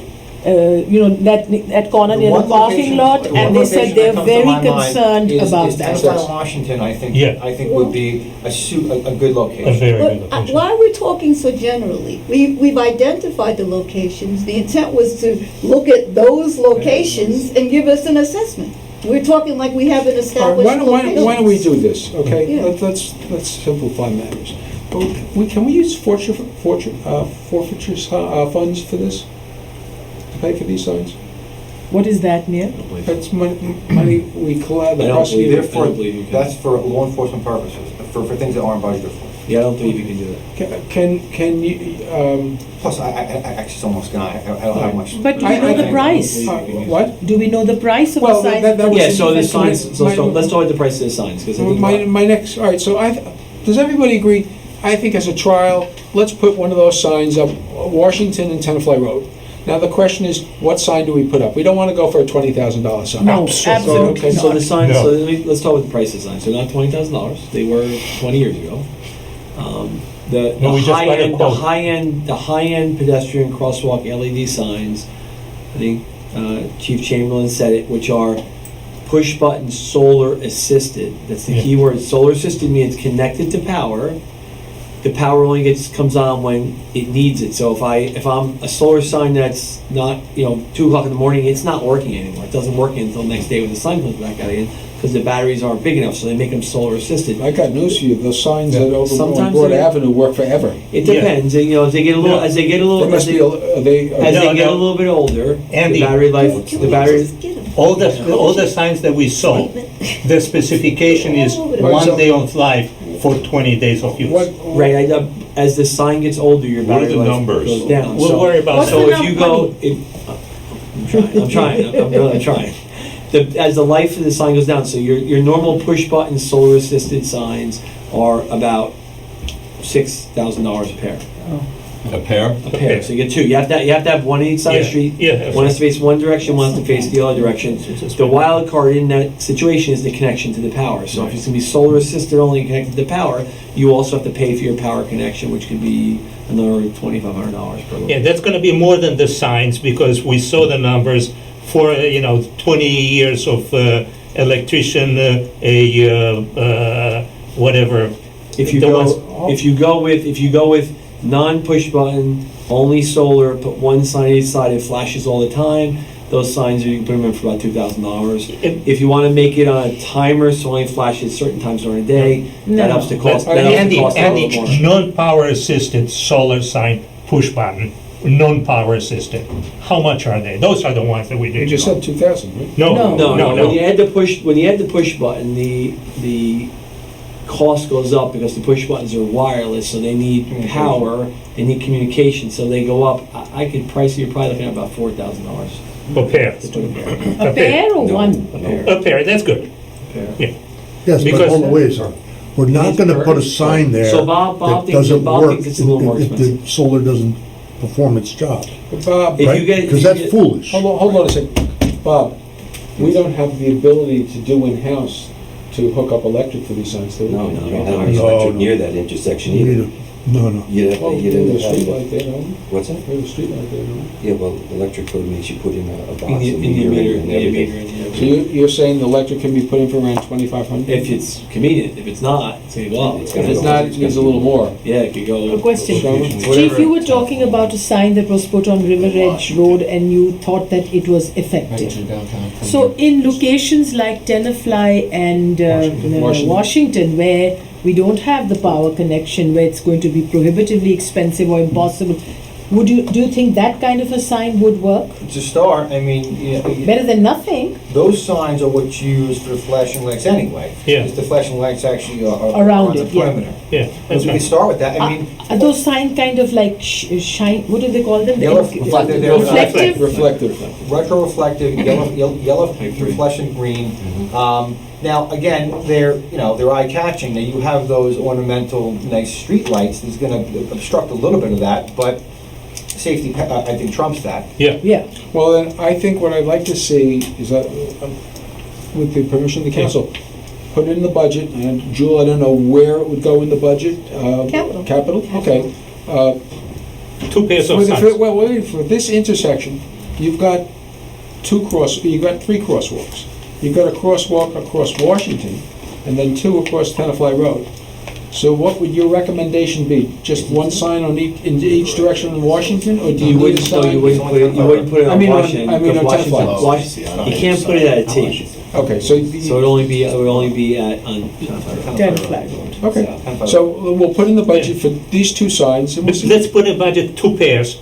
This is gonna be the, at $4,000, we can afford 2 pairs. We'll start with this one, see how they work for 4,000. And if they work, we can put another one on Clinton, on the West Clinton, where we have another issue close to that. Where? But there's a big set of No, lights. you know where that- West Clinton and West Railroad, Exactly. and Franklin Street, That would be enough. Hold on. Yes. Where's the other one? That is a problematic crosswalk. I'm in favor of looking to improve the thing, that area. The problem is that, it was your office, General Electric was a vendor, West Clinton Avenue by Franklin Street, West Railroad Avenue by the bank, by Wells Yeah, Fargo yeah. Bank. The problem is, it's very close to the intersection, and I believe the vendor said that it could cause a conflict. Yeah, I don't think, if you're near a signalized intersection, you can't put one in. It's Oh, almost. that's right, there is a signal. There's a But signal they there. have They're that. very in- confusing. that And I'm signal not there. trying to be a pain, but they have that in Englewood. As you go through that intersection with Palisade Avenue on And- Dean, you have 1, 2, and the third one is fairly close. Franklin Yeah. and West Railroad. Yeah, it's very They're close. They're close. So, for me, it basically brings your attention. Well, because why don't we Yeah. order 2 pair, Exactly. and we'll give me see. left field? No, just kidding. Yeah, and then we don't do the extra part of the field. All right, we'll order 2 pair, we'll put 1 up here, and we'll talk about the other pair. Yeah, that's good. And we'll do the reflective one here or the one with the lights? With the lights, with the flashlights. Well, I think we're talking reflective I could ones. start with that. if you Yeah, want. start with the reflective, because if you're going to pay an enormous amount of money. In the meantime, for I don't know, 4,000 Mac, 4,000 is the flashlight. With a, No, with but the electrical Max, connection I don't is know if extra. you have any of the pictures. I'll give the chief, I have I think a Chief- brochure from the convention, conference, to look at it, look at the equipment, or maybe I give it to Andy, let him analyze whether you think it's a quality. The prices are low, yeah. you know. Well, so just be careful. Just like the guys selling the field here, the sign guys sell signs. Yeah. I think if Well, you're gonna budget, you have a little bit of time, right? I think if you want a solar sign that's push button but not power connected, Yeah. then the chief should get a price to buy the materials, Yeah. and your DPW should price putting it in, and then you'll have the real number. Exactly. We're talking fake numbers right now. So, Yeah. so the solar guys or girls are not going to give you the price to put in. They don't care. Yeah. They want to sell you the sign. If you want solar assisted, I think it's then you need to I have be a in power question. location. It's I have a foolish to question. put in the solar signs if there's a chance that they're not gonna work. That's- Then No, you- it then happens. you- No, it happens. I mean, it's Well, not. then that's There's not a ridiculous. chance it will happen if you So get then if what you you're wait saying 5 is winter no days. There's no Yeah, the sign. only that doesn't solar make sign you want sense. is power assisted. You want power Yeah, assisted. you only So want then you power need to- then assisted you need because to- what happens in the winter? Right, they go down. So Yeah. then you need to have can't then do you need that. to have a pair. You need the price to buy the material. You need the price to hit the push button. Absolutely. You need a price from your utility company to connect. Let's Utilities. get. And you let's- need a price of just the plain old reflective ones. It's 9:30. So No, what's it's the cheap. price? They're only $150. It's 9:30, guys. let's do Let's those. get Go. 2 pair of the reflective, and we'll research, once again, we'll research the power assisted signs. Find a sign that we can approve the price on, and then we'll consider when and where we want to do it. consistent. Jewel, like Prano, like for the budget. Budget was due last week. Yeah. Okay, thank you on that Thank one. you. Don't go anywhere, Andy, because we have Safe Routes to School grant status. Okay, so in 2000 and let me pull my documents. I have the right date. Messed up here. Safe routes to school. Okay, so in 2015, you received a Safe Routes to School grant for Stillman School. And Stillman School was part of a big DOT push federally to give safe routes to schools, safe routes to transit, and just safe pedestrian walking throughout. We're doing a the United States. sidewalk where there is no sidewalk. Right, so you have an area where you have a sidewalk next to a possible parking area where you were going to add in so parents can park and kids can walk to school. It was a good application. The DOT, in their ultimate wisdom, gets federal funds and gave you $146,000, which was part of your cost. Most people don't understand the federal process, so the state has to follow the federal process. So the federal process for giving you money through the state means when you get their money, you have to procure and do your contract differently than you ever have done it before. So for instance, we'll go to Downey Drive. I know you might know the history, you might not know the history. Downey Drive also received a DOT Safe Routes to School grant. It was a $100,000 grant. When it was priced out prior to us, the engineering and surveying and environmental work and historical work that's required by the federal government was about $180,000 on a $100,000 grant to put sidewalk in. At that time, because I was new then, the council said, no way. Then we came in, we put in the sidewalk for about $30,000. I didn't get that. You mean the grant was for 100,000 $100,000. and the stuff we had to do before we could put the It was sidewalk $180,000. was 180, and then And after it that would take 2 years to do that work. and after that we were eligible to put in the sidewalk. If the federal government authorizes it. They don't always authorize it. But the question, I think the first question we should be asking is, why were we seeking a $100,000 Exactly. grant if a job You was didn't, only you going see, to cost 30? Or was it you a were different job? see the federal government in their ultimate wisdom, they try to compensate you for your cost of engineering, but in your case, you were seeking $300 and something thousand, and they said, well, we're not gonna give you that much, we're gonna give you 146. So they gave you about half of what you were requesting. That's what they offered you. That's their offer to you. You could choose to take it or not How take did we it. justify asking for $300,000 on a $30,000 job? Because the federal government has requirements to do a project, so you're asking for what they're going to say they're Look, paying. I think you're forgetting, I don't think we should be really worrying about Downey Drive, but Yeah. keep in mind, we put in more than just a sidewalk. Right. We were going to implement the study. Right. What would it cost us to do the job at Stillman School? To do your job at Stillman School, if you were to pave the road next to it, because we're going to make a parking area. Yeah, we're gonna and I think you should extend pave, the right, parking. and I think you should extend the parking, put the sidewalk and fix the fence and pave the road. Your job's probably $200,000. Okay. And that's paving the whole road adjacent to the school all the way back to the next intersection. And if we use the grant, what extra would we have to do? Well, If you have the 140 DOT may not participate, so the feds may not participate in the paving of the road because that's not the safe routes to school. So they'll participate in what they believe is safe routes to school. And what we are proposing is not safe routes to school? The DOT federal process is very complicated. And they Then- break down items to items. So they'll say, we'll pay for a traffic director at this intersection, but on the job we don't believe belongs at the other intersection, you know your cops want it. They don't pay for police. They might pay for 10 cones and not 12 cones. It's a very complicated process. Then why did we even apply for it? Well, so what happens with the federal procce is if Can you... I just answer Shama's question? Yeah, I'm Shama, curious. prior to, we started planning the project in 2014. Okay. We submitted the application, it was approved in 2015. In 2015, DOT signed a memorandum that they would abide by the federal regulations. So until that point, we it weren't wasn't. subject to You those weren't subject to regulations it. When you we applied? applied. Okay, So got let it. me- You apply Might- under different conditions. Joel, Oh, there's no such thing as being grandfathered in. No, So the Joel, federal government's not. he gave us an estimate of $200,000 to do this job. I think everybody at Stillman School, Mark, correct me if I'm wrong, would say this job needs to be done. Of course. For those of you that are familiar, it's Windsor Road.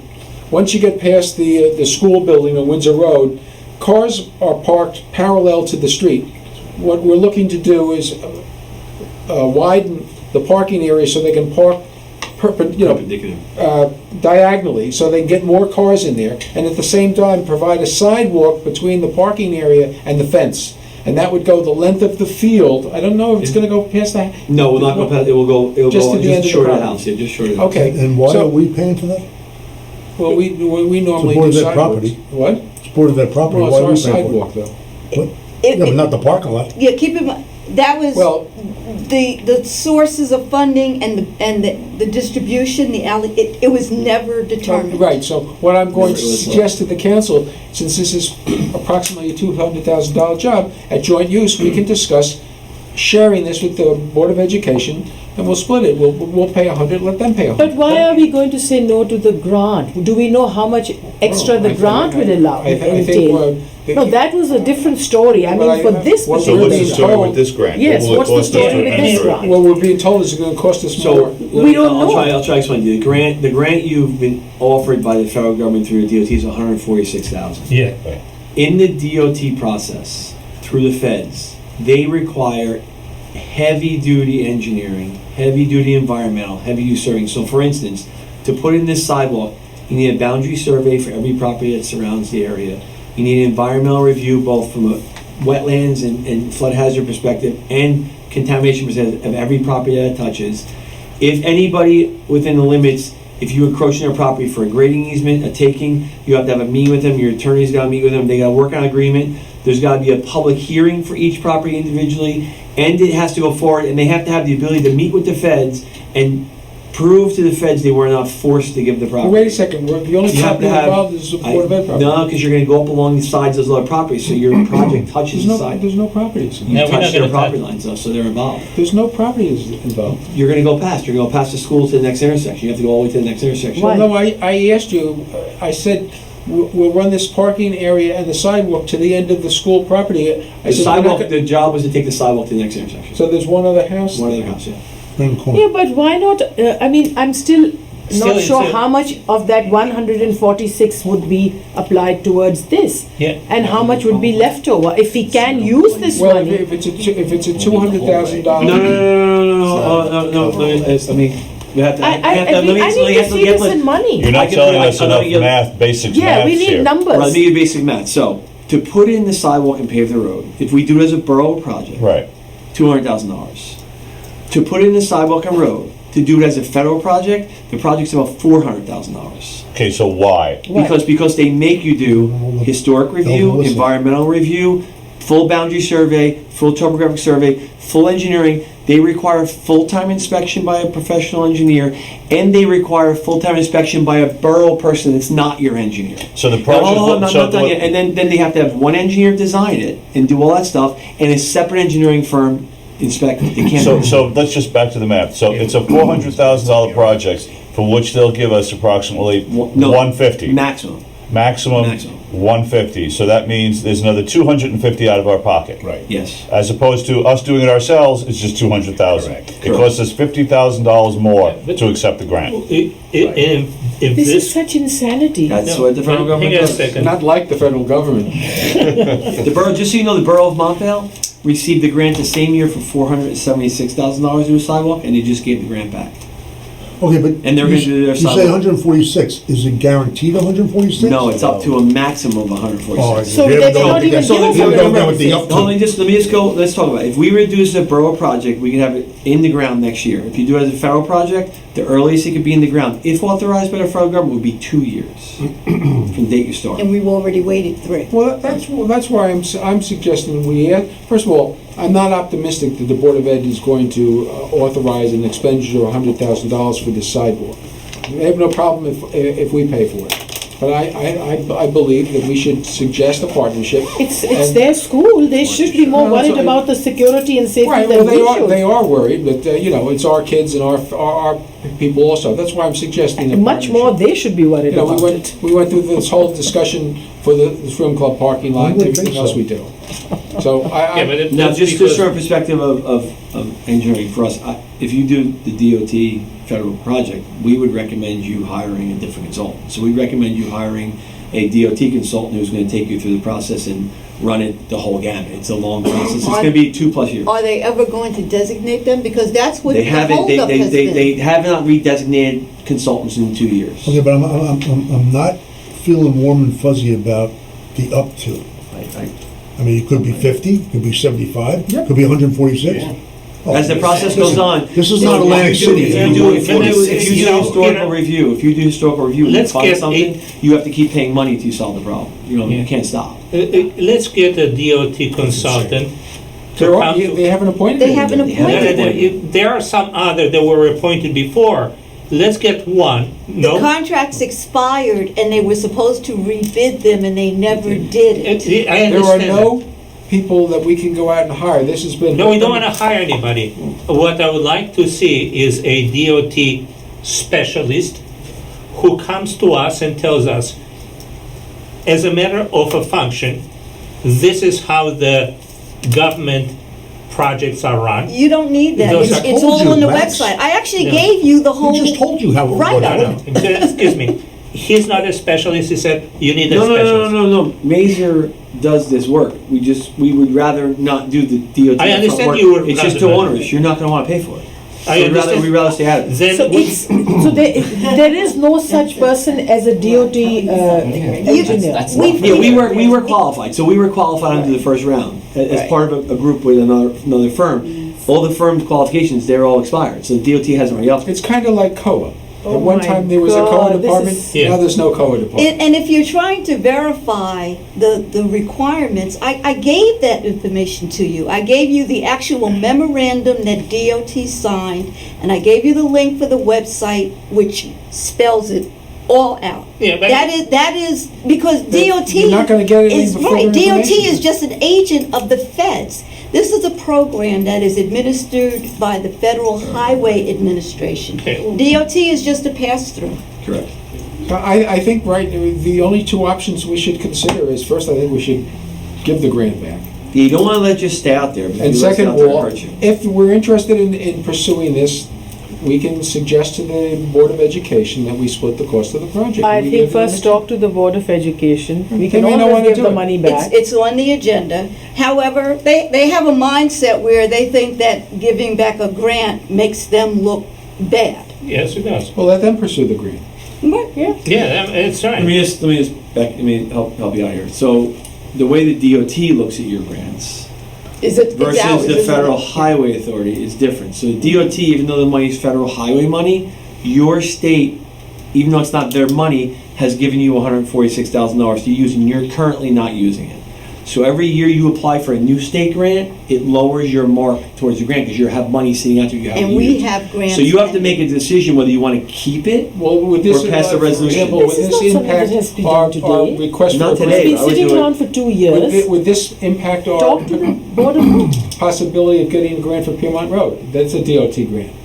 Is that the same It thing? always can impact your. So, I don't. Why don't you talk to the Board of Ed first and see what they say, and then money can, we waited 2 years, we can wait another 2 weeks. I think that, yeah, we can, You can wait we 2 weeks. will. Yeah, And we you will, can. but I think there's a real potential negative impact on the borough if this money just stays out there, where they can say, well, why would we give you another grant? You haven't used this Yeah, money. well, Yeah, Even though we it's can't been use sitting it. out there for 2 years, I have a a question for couple of Andy. weeks won't Is kill it- it. So you've gone over this math, which on the face of it all sounds very ridiculous financially. Ridiculous. Is there a scale which, in other words, if we were getting a grant for $10 million, okay, do we still have the same sort of magnitude of it's going to cost us twice as much to DOT, implement? the rule of thumb for DOT, which they've developed in the last 2 years since they changed their process, is about $2 million.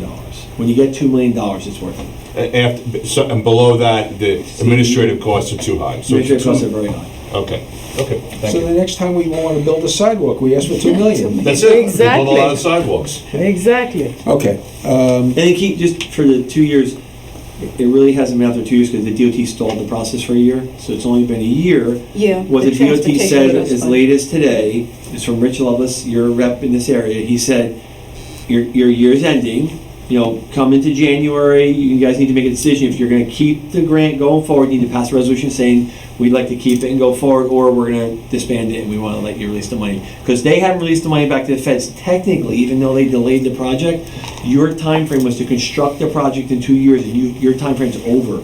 You've missed it. So they could start the process to give the money back to DOT right now if they want. They just chose not to. Is that money in our bank account? Or No, is it no. You only get It's the money. only You have to front the money. They give it back to you as a reimbursement. Oh, okay. we didn't get the Downey Bitcoin. Drive. Right, money Bitcoin, until it's after we were all done with make the project. anyway. Right? They approved it after we did the project. Yeah, we didn't get the Downey Drive money until well after we finished the project. Then they approved it. Okay. Overview of the budget status and projections for 2018 budget. Are we finished with Andy? Am I hope so. Thanks. Thank you. Thanks, Andy. Good night, Andy. Susan, Okay, you have all the answers, Susan? I hope to. Do you have a, something for us to look at? No, I'm just gonna. This- we went through this Uh, last year. Oh, wow. Okay. Oh, we're gonna hear a story? You want to come in? Can I move my chair? Potato chips. Okay. Good evening. Good evening. Okay, so I'm going to give you the 2017 year-to-date results as of today, and it went 11:30.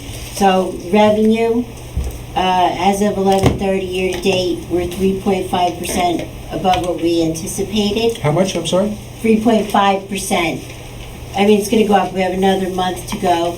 Our state sources are at 93.71%, coming in at 1,124,000.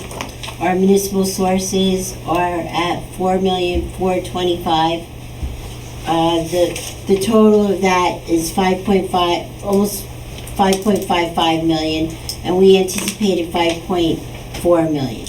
Look, question for you. When Why you can't s- we when get you- this on a piece Yeah, I of mean, paper? this is ridiculous. How can we even understand these I was numbers? gonna give you out paper, but there's a lot of material here, and I didn't do that. I mean, Can we get copies so we're looking at It's it when you're talking summary. to us? I mean, Susan, I Yes. wanted to ask a question. Sure. When you say you anticipated, is that number that you're anticipating for 11 months or 12 months? The anticipated amount is the budgeted amount, the So actual amount. that's for 12 months. 11, that's for 12 months. The actual month, we already surpassed so our the- anticipated amount. So what you're saying is, at the end of November, we're 3.5% above what we anticipated for the entire year. Yes. So anything that comes in December can... It's gonna increase our. Increases that 3.5 number. Yes, Okay. yes. And all the number, when you use the term anticipated, you're using the 12-month anticipation, and you're comparing it to 11 months. Year to date. Yes. Actual. Yes, I am. Okay. Okay, so almost all of our municipal sources are above what we anticipated for the year already. We also received another energy receipt today, so we will meet our state resources as well. What is the energy receipt? That's is That we energy get support from the state? Yeah. One of the few things the state has taken Yeah. away from us yet. They just haven't increased it. They haven't found it. Okay. And also, I'm happy to inform you that our interest on investments, this is something that you should know, we only anticipated, our budget was 23,000. Now it went up to 98,000 this year. And that was because Valley National Bank, the rates were low, and being that Wall Street has improved their overall condition, I guess, and the Treasury bills accelerated, Valley National Bank restructured our interest rates accordingly. so we're gonna get 98,000 instead of 23? We already received You already- 98,000. I told you to invest in bitcoins. So that's a really good thing. Yeah. And it was good that they called and told us that they were doing that. Now, just so the governing body understands, any excess revenue goes into the general fund, correct? Which would basically give us an advantage when we're talking about surplus next year, correct? Yes, and the expenditures, so there's a multitude of items that will go into the surplus fund. Municipal revenue not anticipated, which is not budgeted.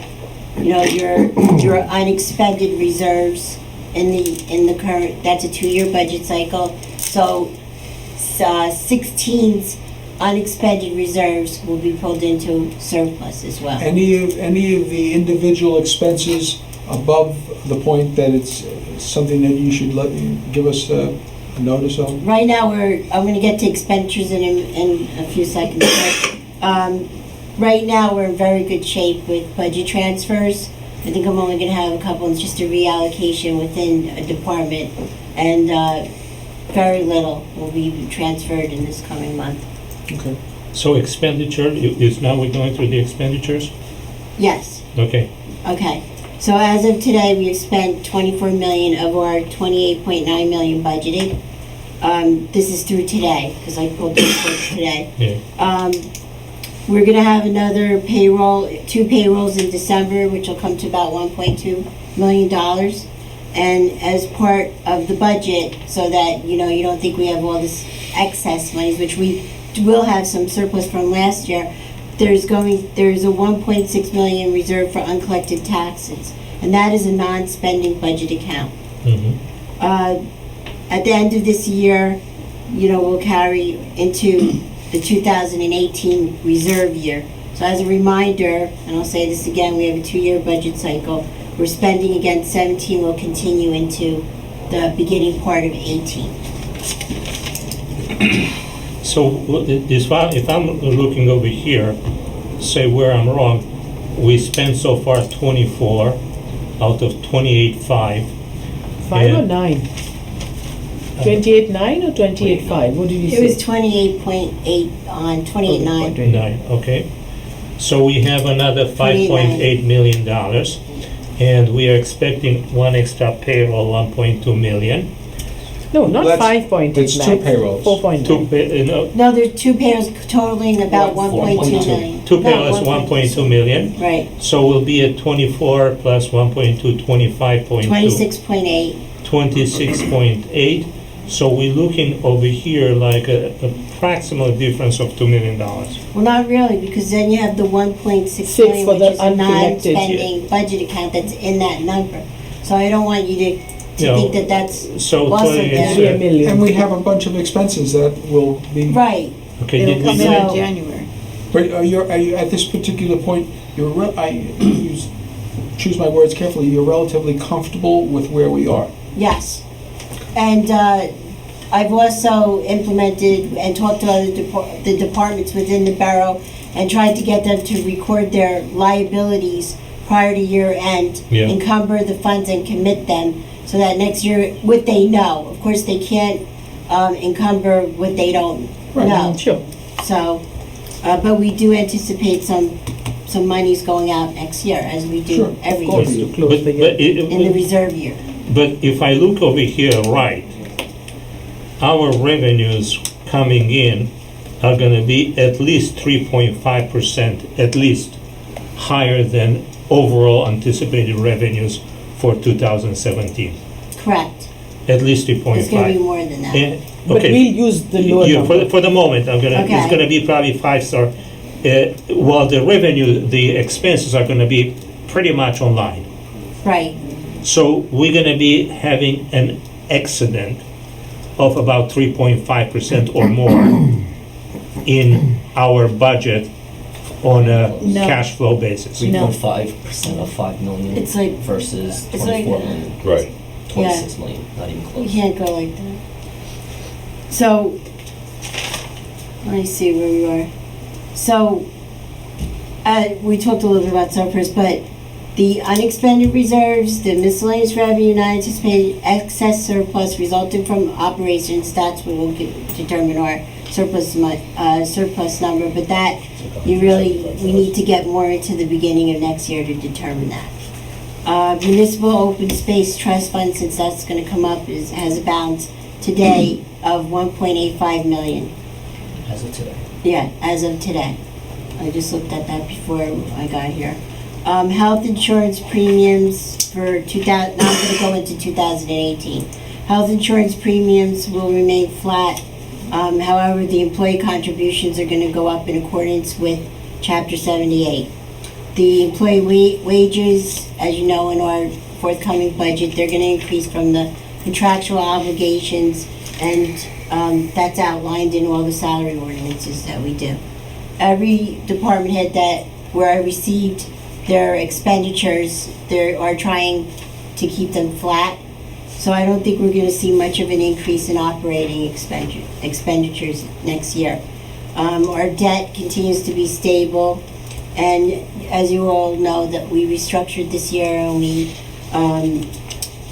permanently financed our bond anticipation notes with a 10-year general obligation bond, and we will see a decline in bond principal, a slight decline, because our new bonds were offset in part with the decline in our previous existing debt. So that's pretty much going to be flat too, maybe a little bit of a decline. and our preliminary capital plan is at 2.7 million. How much was last year? About 2.6, but then we borrowed about 2.45. Plus, we reduced it to that number. Yeah, The and requests many were of the higher. projects that are in this plan were deferred from previous years. Since I've been here, I know that there was a couple of departments requesting things that we put off because of the big road program that we had. Can you itemize the 2 point, what did you say, 2.7? I can.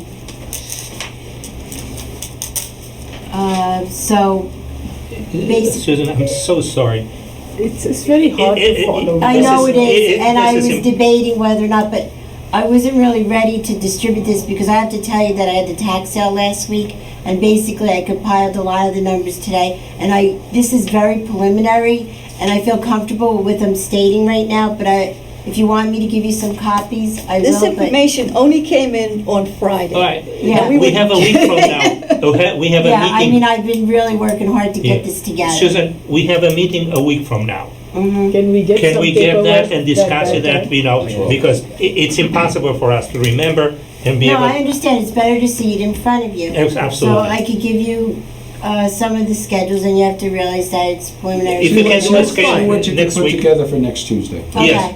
because that way we can all sit Okay. down. We can- I mean, I don't, just so you know, I don't even have all of the departments' data yet. It's okay, we Well, can it look was- at the major. Excuse me, it was not our intent to escalate the entire budget process by 5 weeks. It's not, So but if- what is it, the only I thing that can, we were like- asked to do was to give you a preliminary idea of what the capital. and that's what we want to see. And Okay, so because she's gonna, if you give her a chance, she's Yes, about Here to are a couple of the itemize big it ticket for us. items. That's right. Okay, so basically, I have to tell you that the big ticket items are to replace engine 2 in the fire department for $675,000. There are some public works trucks, a dump truck replacement, replace 1998 Mason dump truck for $65,000, replace a garbage truck for $225,000. Total for the DPW. Total is, and this includes the road program, $1,467,000. And Hold on, without hold on. the- How much is for the road program alone? $600,000. What did we do for roads last year? We did about- 1.2 million, that was No, the one I think that was that last year? Yeah. Yeah, but we have No, about wait, 200,000. Was last year 400,000? And the year before was the 1.5? That is the I can number tell you, I bought my from the calculator. DPW. I'll tell you what it was. What was the Max, DPW? let's just listen to the numbers. let's get a You can resolution. listen without I'll give it understanding. to No, them. no, but We'll I'm look at saying, what the let's roads not were. ask her to change any numbers now. No, we didn't want, I No. wanted just to be able to see Well, that's them. why I asked her to give us a breakdown on the roads versus, separate And the then I'll tell you DPW. what years we did. And, Jewel, if we ask for some numbers, Why- we are why entitled are to we have the asking for numbers. No one is saying that you're Okay, not so, entitled don't to do- the numbers. Max, I literally, just so you know, put this together If you want to do it next Monday week, and Susan, Tuesday with a whole bunch of I'm other okay stuff with, if going you on. want to do it next week, Susan, That's I'm fine. fine. It's Yeah, just fine. As long as we verbally, can see and then if you something. have a request, we can. No, talk if about you it. want to say, I can put the sheet together by next Tuesday, perfect. I have most of it done, so we're waiting for some more Yeah. capital to come in though, actually. So then we have, another item would be the replace ambulance 41 for 250,000. Most of the other items in the capital are less than 50,000, except for Sunnyside Park Playground, that's about 149,000. Now I'll tell you what last year's road program was. 1.2 was 2015. Was it 15 that one? And remember, we have 200,000 coming from this year that we didn't spend on road improvement. But it's Yeah, not but going you see, into road that was gonna be- improvements. you're gonna have to That's a go- separate contract, it's a project. You still have to complete. It's already a project. A project with that. You still too high? There was a change order done where one of the road programs was not completed, and you're Yes. gonna have to go out to bid. So that to money get- is and that- separate. But it has to come in, No, it No, comes, it's already an It's already existing in that. project. And when Bought. you do a bond ordinance, that bond ordinance specifies what the money is to be used for, Okay, and well, that's we will, because the we're investors arguing over find something, we all agree. Okay. It's Yeah. gotta go to that, you know how to do it, he doesn't. So now let's see the roads. Take me a little while to find them. So, I mean, basically, if you, I'm pretty much done with what I had to say. Well, we're if just anybody looking has for, any- I think the roads last year were at least $1 million. I think it was 400 last year for some. No, I think she's right. It was the year before. For that Yeah, was. that was the big one. Right. Yeah, it was the year before. I The don't have difference to look. this I year, know though, it we was. typically do about 400,000 in terms of local roads, and that's what goes through the Riverside Co-op. But we also have DOT grants for Piedmont, and we have to account for the match. So we can't use, we have to, that's the 200,000 or so that's on top of the 400. Am I correct in reading that grant, gotcha. that that's only for the segment of Piedmont Road between the railroad station and Central Avenue? It There doesn't are go beyond actually that? 2 segments, and we can, I'll clarify, because I know that there's, we have boundaries, but there are 2 segments. Because the other segment last year was desperately needs to be done. I know, but they used to give us money for an entire road, and they no longer do that. Look, remember, Tenafly Road took 4 grants, I 4 understand that, segments. but do we have? And now we're just Do we have starting. the ability to decide which part of the street we want to do first? Well, it's gotta be logical. Well, I'm saying, maybe we start from the other end. So last year was the 400,000. 400, yeah. Okay, well, That was I applaud Riverside. the fact that you started out So higher Jewel, because that extra 200,000 is really. For so Piedmont. it's a matching no, grant. but it's really 400,000 because they match it. Right. So in grand total would have been 800. And that's an But- all-in cost. Okay. Yeah. Thank you, Susan. You're welcome. So you're gonna bring us, you're gonna give us the spreadsheet next, I'm gonna give you a capital spreadsheet. yeah. I'll give you the revenue, Still, I'm which out is here in half done. hour, so make it quick. And the expenditures, I could just give you a I'm doing my year-to-date best. summary. Thank you. Okay, I'm not sleeping. next is the administrator's report. Very short at this time, because essentially, Music to my ears. all of the issues were under, to be considered. Quick updates. As you know, we're having a very short, very brief special meeting tonight to authorize application for our 2017 CDBG grant, and that'll occur later this evening. In terms of updates, if you've been downtown, you'll see that our message board is in the process of being installed. The Wi-Fi has been installed at the senior center. Yes, it works and wonderfully. Now we're waiting for the server to come.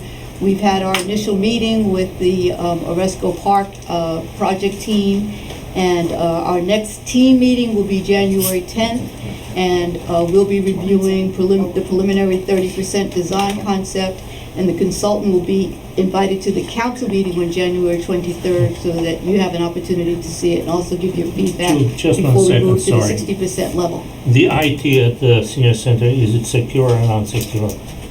There's a password. There is a password, but everybody has the same password? Yes. Yeah. Then it's unsecure. No, it's secure. 1, 2, 3, 4. No, if everybody has it for one user, all right. The whole idea was the users That's to use wanted it. to They use just Yeah, want to it. it's use fine, it. it's fine.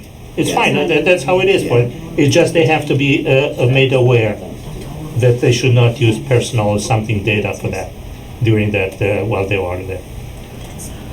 And because we talk about that, when are we gonna get the secure password here for the council? When I talked to Bob Caputo about that. We Huh. didn't address that this week because right now we're doing the fire department communication installation. All right, thank Plus, you. as you know, they had an issue with security. That's an understatement. Okay. That's basically it. Okay, under correspondence, folks, where is it? We have a letter basically not supporting spending a lot of money on the pond. Lisette, if you would just thank them for their letter and let them know we're taking it under advisement and that we are very concerned about costs such as these, without saying too much more. The other letter is from DNC, from Honda of Tenafly, excuse me. Their time limit had run out on the parking lot at what used to be Stancato's. They've asked for a continuation, which I don't think hurts anybody. But they're not using it now. They may not use it, but just in case they want to use it. And obviously, if the property is ever sold, that will come to an end. So they want to have the possibility to use it if they need If they need it. They need, that's great. I'm When did fine they with become that. Honda of Tenafly? I always thought they were DNC. No, it's Honda of Tenafly for quite some time now. Never read this. Anybody have any questions about the resolutions? No. Okay, under old business, The tree ordinance? The tree ordinance. yeah, Bill? The planning board needs it. Well, you'll recall that last time the planning board had some, I guess, some questions. They didn't have questions, they just said that they want an explanation of the changes. I think they were under the misconception that the way I'd written it made, and then maybe the mayor can say if it's correct or not, had made an exception for swimming pools and tennis courts, when actually we did the opposite. Yeah. We made swimming pools and tennis courts were an exception from the exception that we gave for home improvement. I did send a memo out explaining what we were trying to do and you know how it worked. Jeff Zen, who's the planning board attorney, got back and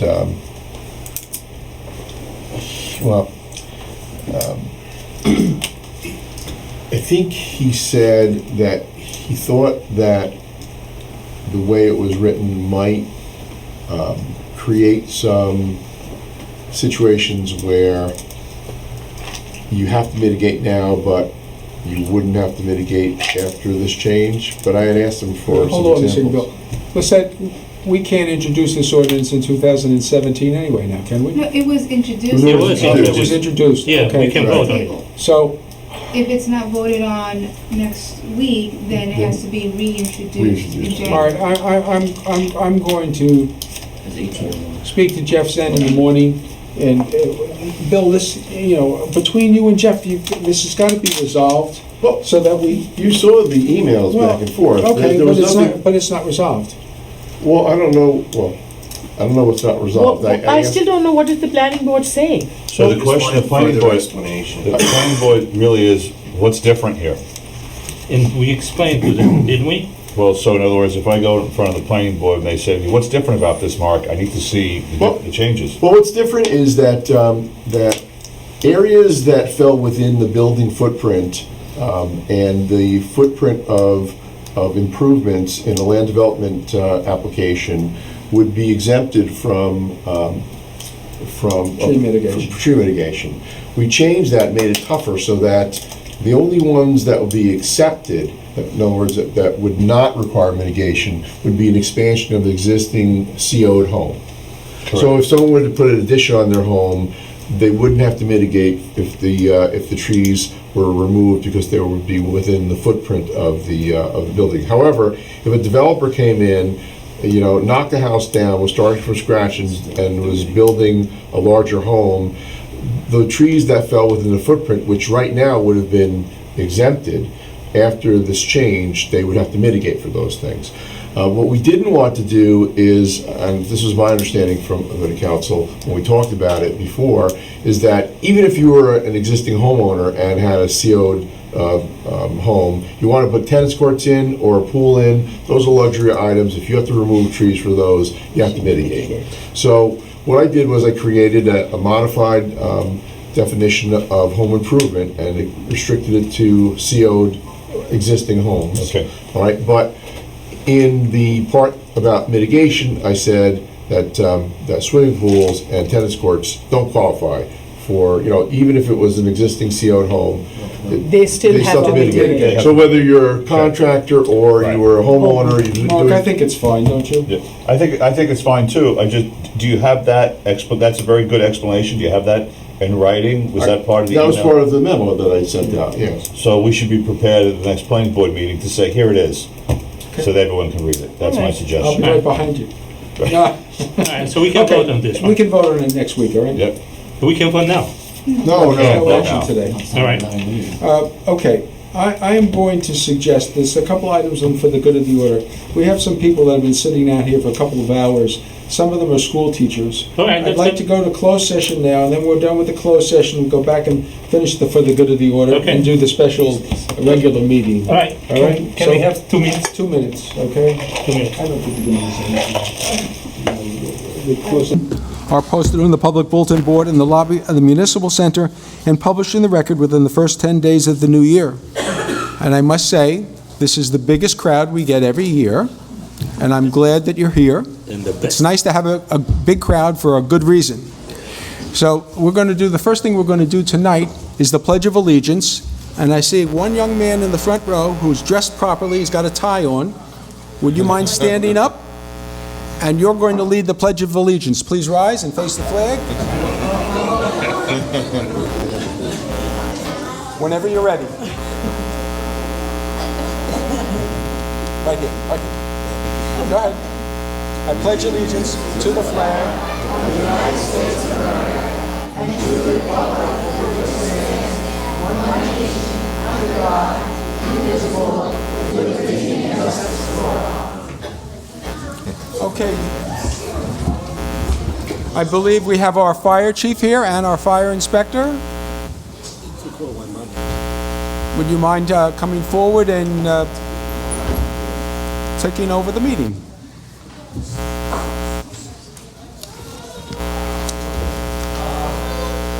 I'm Alden Blackwell, fire official.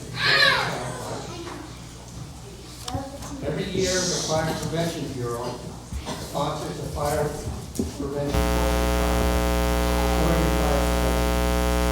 to promote fire safety and prevention and to get the children involved into that mode of fire prevention. All right. The contest is open to all students.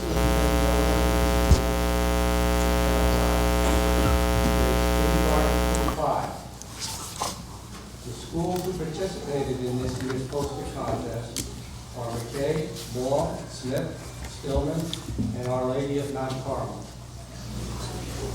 This year's theme for the poster contest was every second count, planned 2 ways out. That's to get across to the kids that they need to have a plan of how to get out of the house if something happens. And if something happens in the way the normal means out of the house, that they have an alternate means to get out. The posters are grouped by grades, and the judges pick first, second, third, and honorable mention winners in each grade, and we have one overall winner. The honorable mention, third, second place winner receive a certificate and a ribbon. The first place winner will receive in each grade a certificate, a ribbon, and a trophy.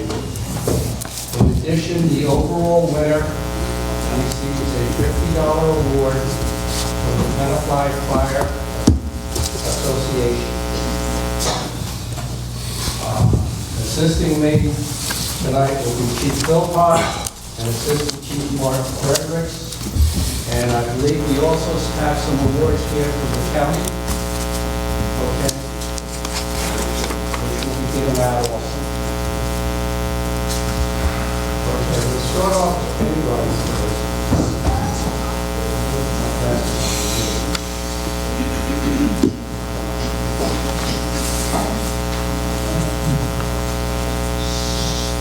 Honorable mention is Jackson Snyder from the middle school.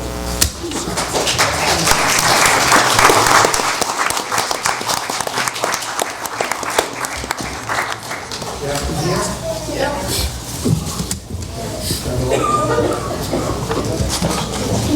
Did you basically resolve everything that Jeff said on the ordinance as far as you're concerned?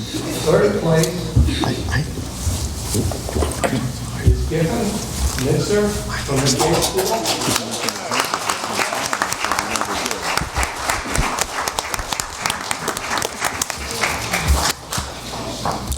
Right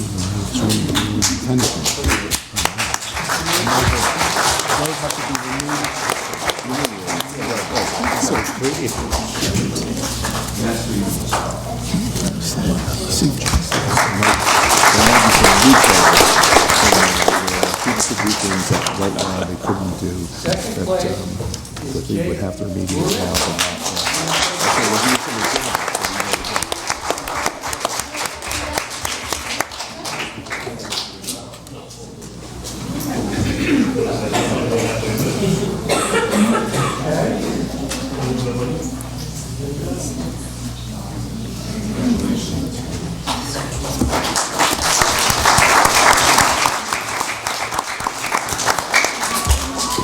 First place is Olivia Lee.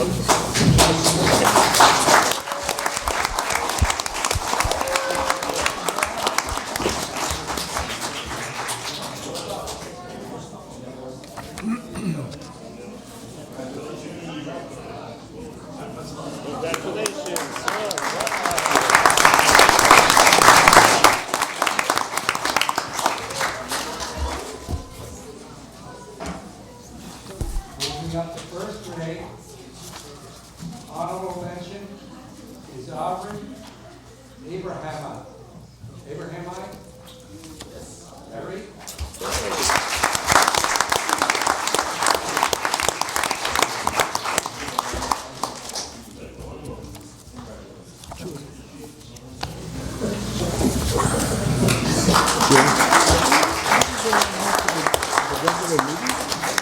Third place, Brendan Key, or Lady of Mount Rock.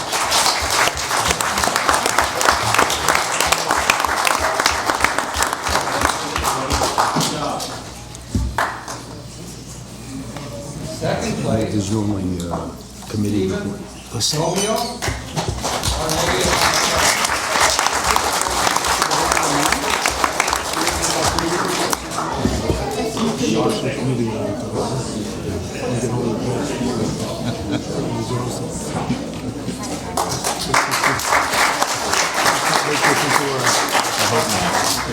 First place, first grade, is Kayla Lee, our Lady of Mount Rock.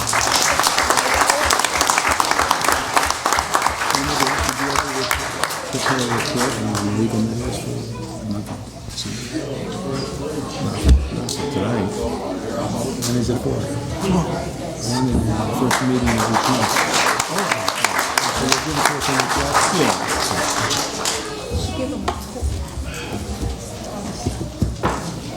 Second grade, Did we close honorable mention, on 5?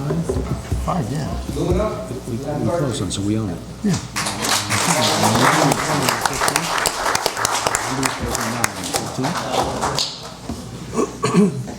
I sent you an email. Luna here? Luna's not here. Oh. I'll take that.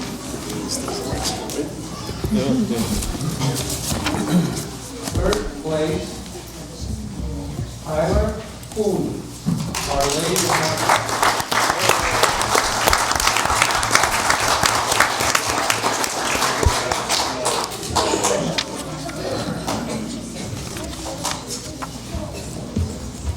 Second place, James Williams, Long School.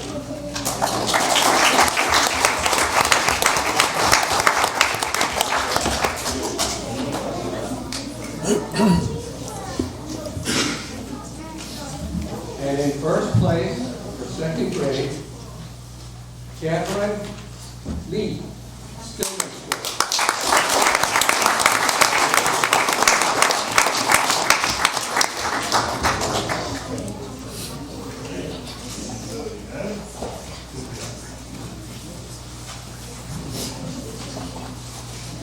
In third grade, honorable mention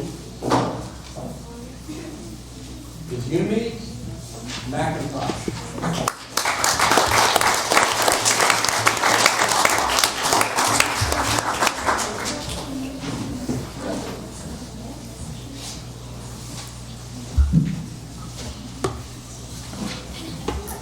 Third place is Kara Cole, Our Lady of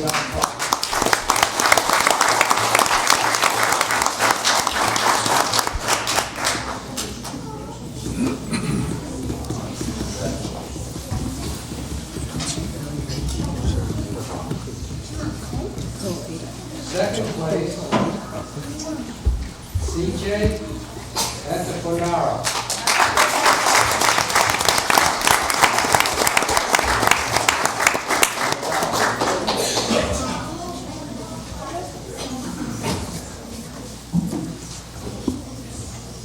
In first place for third grade is Olivia Rock.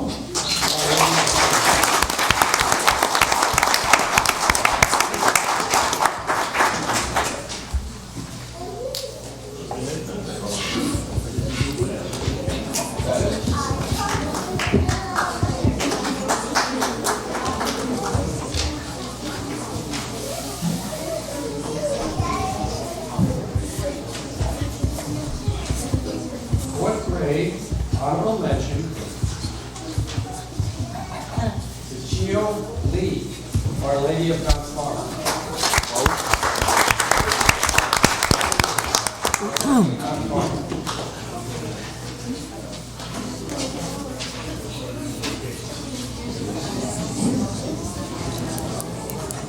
Third place, Rachel Kim Smith School. Is that Terry Piazza is still trying to get here. He's on the turnpike, he's training, so we're gonna have to wait till he gets here. He's gonna be here very shortly. Second place, Sorry, yeah. Tenafly.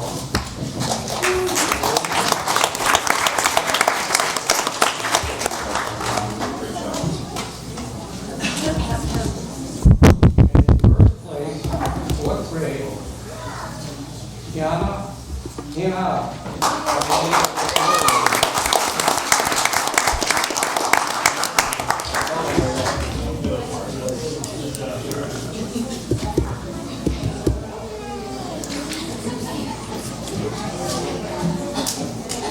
Moving up to fifth grade, honorable mention is Adam Carrillo.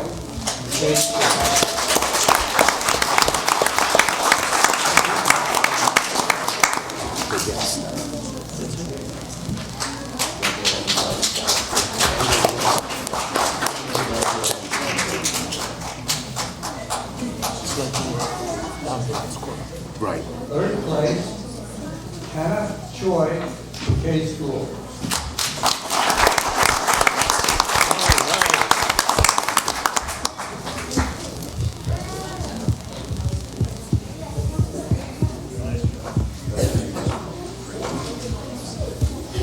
Second place, Caitlin Min, K School.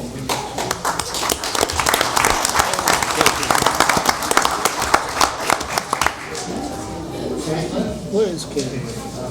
David, not here?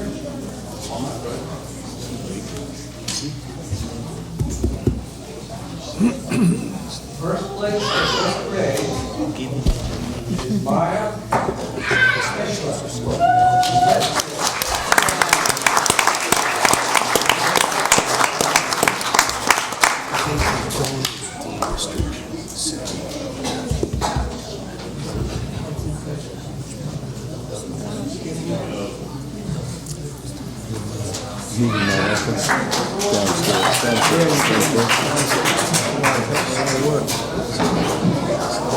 No phone since cell phone's gonna hear you. Cell phone's gonna hear you. The overall winner Yeah. is the Czech Fire Association. Only as a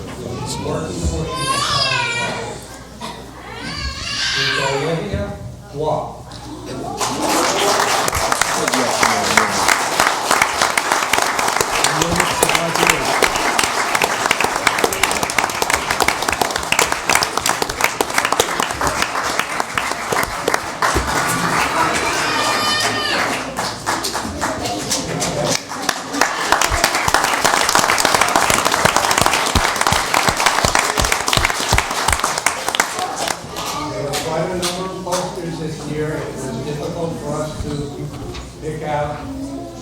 different, the different winners in each race. Okay, that concludes our presentation here tonight. Those of you who wish, we will have a little reception in the McCandless room, which is the room outside the library on the south end of the building. We have some cookies, some little cupcakes, some juice, and coffee for everyone. Before you leave, how about a round of applause for our chief, our assistant chief, and our fire inspector?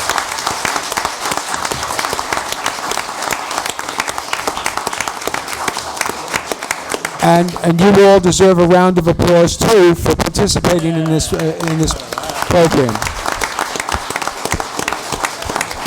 I like to remind everybody in this room, especially the young people, every year I do this, that it's all well and good to talk about fire safety, but it's not a game. It's not something that we just do once a year, because fire safety is very important. If you watch the news, all of the terrible news that's coming from California with homes burning, etc. Fortunately, we don't have the issues they have there. But I think the chief, all three of the gentlemen from the fire department can tell you of the number of houses that we've had over the years that burn in Tenafly. Many, if not most of those fires could be prevented if we followed the rules that you post on your posters. So when you go home tonight, remind your parents that fire safety is important to everybody, because if the house gets on fire, it's something that you will take years to recover from. So our goal is prevention, fire prevention. Thank you very much for participating, and I hope you all take the time to go down to the McCandless room, which is right down on the other side of the plaza there, and have some snacks. You earned them. You worked very hard, and thank you. And thank the teachers, and thank the parents. Take all the cookies and bring them here. Bring the cookies here. And I also want to thank Councilman Park, who was the one responsible for getting the certificates from the county.